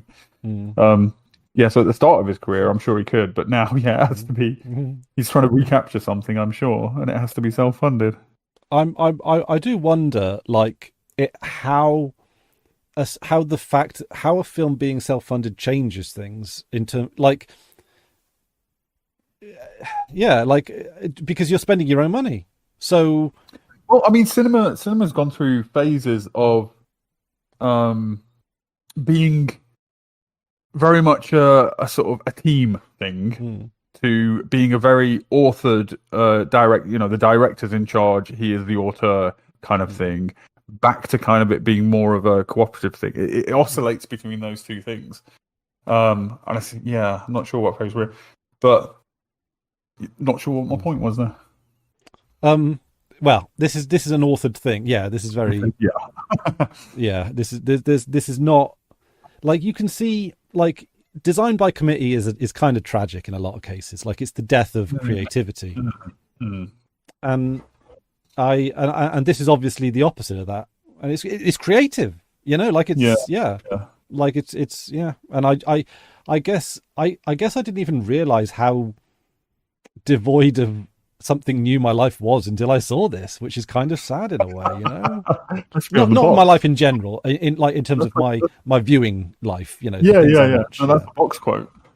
Yeah. So I don't know. Check. It's like I've never heard you talk about a piece of media for this long. I know, it's weird, isn't it? You don't usually get I think I get quite excitable about things that I've watched, but you don't usually. So this is interesting. Yeah. Well, yeah, I've never seen anything like it. So, Have you yeah. seen Metropolis? No, I haven't. You should give Metropolis a watch because I'm sure Mm. there's clearly parallels, and also it's a Mm. very very good film, Yeah. even though it's absolutely ancient. It's Mm. shocking how much it watches. Like you can't watch any other film from because Mm. it's from like the 20s. You can't even watch a film from the 40s maybe, but like you watch films from the 20s and 30s, and they're like alien artifacts. They're Mm. not. They don't represent. They don't resemble modern cinema in any way whatsoever. But you watch Metropolis, and it's a silent fucking film, right? Mm. And black and white, filmed in I think the early 20s, but it feels like modern. Not completely, obviously, but in a lot of ways, it feels like watching a modern film. It's kind of amazing. Oh, wow. It'll be in the public domain then, I take it. Oh yeah. No, you can get it on archive.org, I'm sure. Oh, fantastic. Okay. It was Nice. re-released with a Queen soundtrack, which I love Queen. I think Queen are amazing musicians, but I think for me it distracts from Mm. rather than adds to. I'd rather watch it, silent, Would honestly. would you see? I'm thinking now, not to be too like generational. Do you think Zoomers would like they would have like background music if they were watching a silent film, right? Because it's I like mean, because that's how they were. In the cinemas, the silent oh movies, they yeah. were. I mean, the pianist would just freestyle basically. They try and fit it with what was happening, but they weren't given like I mean, maybe later on, but at least the Mm. start, they weren't given sheet music or anything. It was just like, oh, this is a love scene. Let's play something romantic. Oh. So it's kind of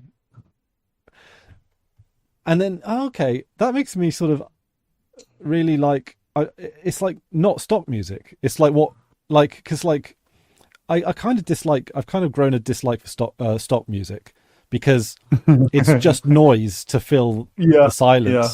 so that you can't hear the voices in your head.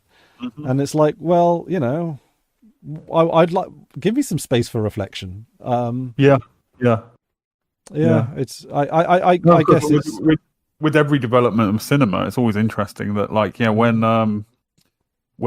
talkies came in, when quite soon talkies came in, the ability to record audio, and put it with film. Um, like a lot of the sort of the artistic community around film was like, oh, this is terrible. This is terrible. We don't like this is going to ruin cinema.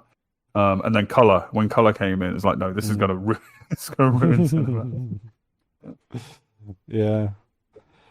Oh, And I can see that point with silent because with mm, silent cinema, it's all about the picture. yeah. Everything that you've got to want to convey, it's Mm, entirely the picture. yeah. So I see that point. Yeah, yeah. Yeah, I'll have to check that one out. I yeah. Now I'm just thinking of when I saw La Traviata the opera, and that was like obviously it wasn't silent, but it was like yeah, it was like they framed the whole set like it Yeah. was almost like a picture, like a Oh, that's cool. yeah, maybe like a like something from like maybe like 1700s or something like some Yeah. kind of that I can't remember, no, maybe 1800s, yeah, maybe, I don't know, when was La Traviata supposed to be? It's like yeah, mid 1800s or something, I Like, when guess, I was it don't know. written or when was it set? Oh, when was it set? Yeah. um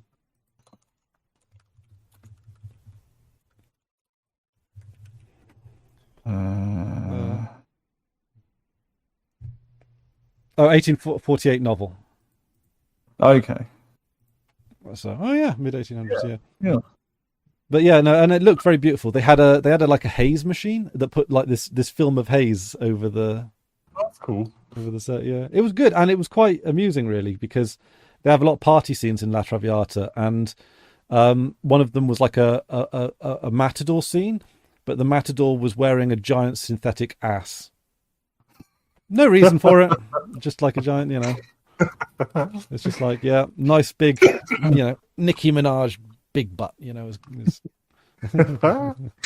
Love it. yeah, I kind of like opera. It's good. I saw the Magic Flute, which actually this kind of reminded me a little bit of the Magic Flute because it kind of had a little bit of the, King of the Day, Queen of the Night Yeah. kind of vibe to it.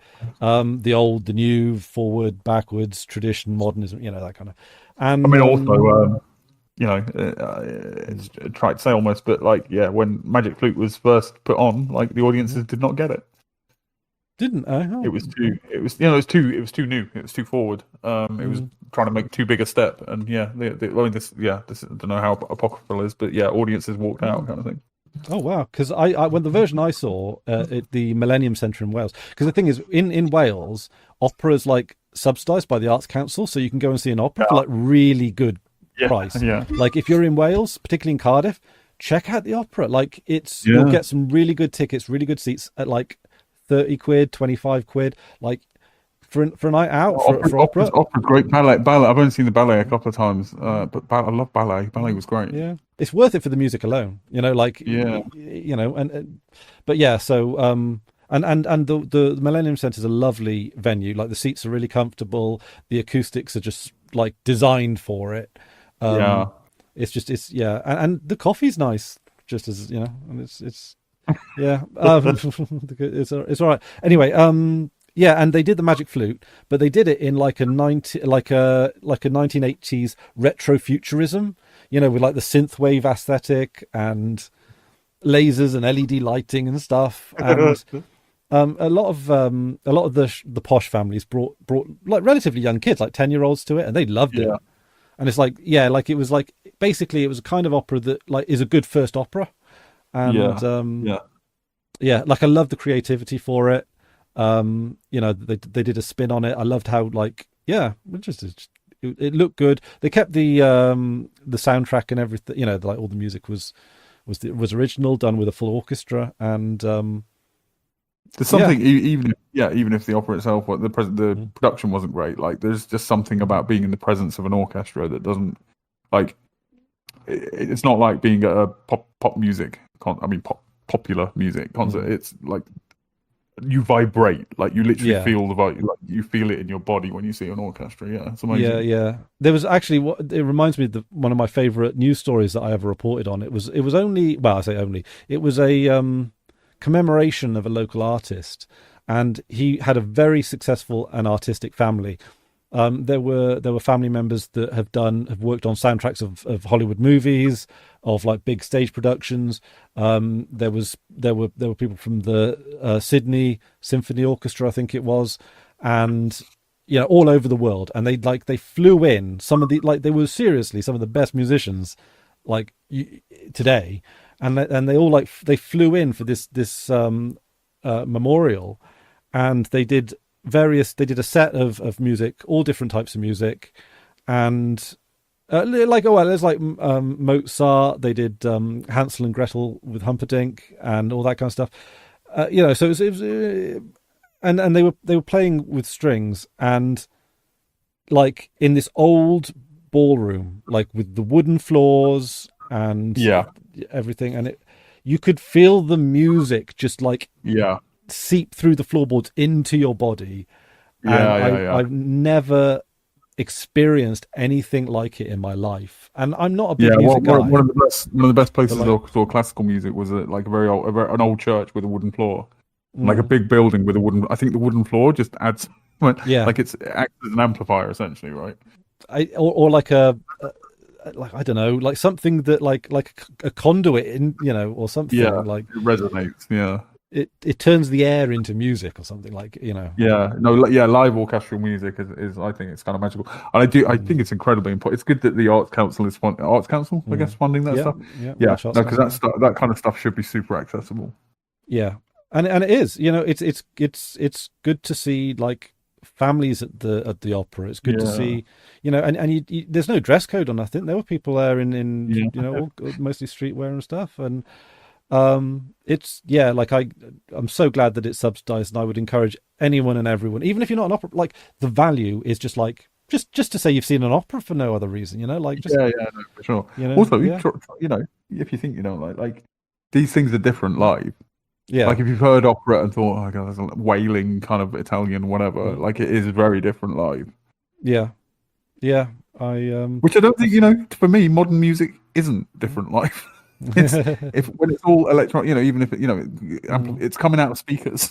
If it's coming out of speakers, I always I was never a big fan of live Live, like folk music, traditional music, jazz, classical, fucking love it. But when I went to concerts of bands I really really liked, never really enjoyed it. What's the point? I feel like I'm in a minority opinion when I say this, but like the best musical venues I've ever been to have been like bands I've never heard before in a pub. That's my much preferred setting for listening to music, is just like a small venue. It's because it's the experience, right? It's not you're not there for the music, because if you were there for the music, the recording studio is the best place to hear it, right? I.e., a CD or whatever. You're there for the experience and the vibes and a folk music band in a pub playing some dancey folk music, and everybody just gets up and dances. Like that's the best time I've ever had in a pub, compared to. Yeah. Although I'm a bit of a sucker for a good old pub quiz. Oh, I love a pub quiz. Yeah. I fucking love a pub quiz. I've been I don't know why at the moment I'm all into like doing these videos a lot. And I keep coming like, I'd like to do a quiz. Yeah, actually, oh my God. A very lo-fi game show of some sort. I think you should. Honest to goodness, I think you should, because I think you should do it for Christmas. We should have it as a Christmas tradition. I want to be a contestant because I fucking love quizzes. Let's workshop this off camera, because I genuinely think do you remember when we're lacking some Christmas traditions, because you remember when Hex used to do the video thing, the best video. I really enjoyed that, and he's kind of drifted off of that. I enjoyed that.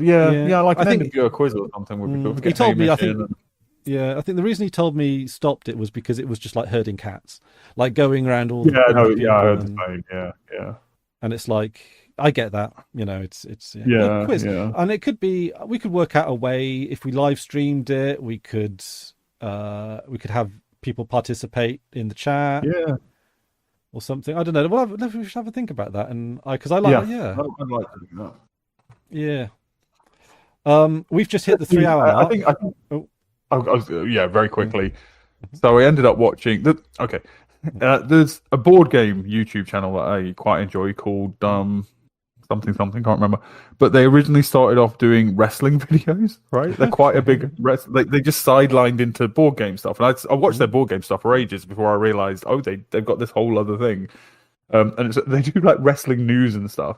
But one of the things they do is they started it during COVID, a weekly, very lo-fi, very low production values, wrestling quiz. And I've never watched I know nothing about wrestling, and I've watched hundreds of episodes of this wrestling quiz because it's just genuinely fucking entertaining. It's funny. So yeah, that's sort of what. Yeah, there's quite a few. No Rolls Barred. That's the board game. No Rolls Barred. They're pretty. No Rolls. Oh yeah, they've always got punny names, haven't they? Yeah. Right, yeah. It's 3 hours. Yeah. Should we wrap it up? Yeah. Cool. All right. So we've got the Discord. Also, I wanted to say at the beginning, and maybe we should say at the beginning of the next episode, Veronica Explains has brought out a song, and you can get it on Bandcamp, and it's kind of cool. It's chiptune, which is completely like sort of subverting absolutely zero expectations, but would you go and see chiptunes live in a pub? I mean, chiptunes sitting around a Commodore 64. Yeah, like that's the Fediverse's version of folk music, isn't it? Yeah. So there we go. It's our culture. It is. So Discord, Megalopalis, and Veronica Explains. We'll probably link the Discord somewhere at some point. Yeah, and if not, bother us on the Fediverse. We'll let you know. If you solve our 3 riddles, you'll get into the Discord. Yeah, or maybe we should have. Yeah, and if you want, and we could use the Discord as like a question submission system or something. Oh yeah, that'd be good. Yeah, we've got to work out I don't know. That feels like it's open to cheating. Then I don't know. We'll work something out. It's open to questions with the wrong answers. Yeah, I think we should steal them from Trivial Pursuit. Yeah. We could do one round of wrong answers only, where people vote on the funniest answer, and that's the one that wins. Yeah. Yeah. Anyway, I'll right. Anyway, We'll wrap it up, that's it. and I will see you folks in the next video. Toodaloo.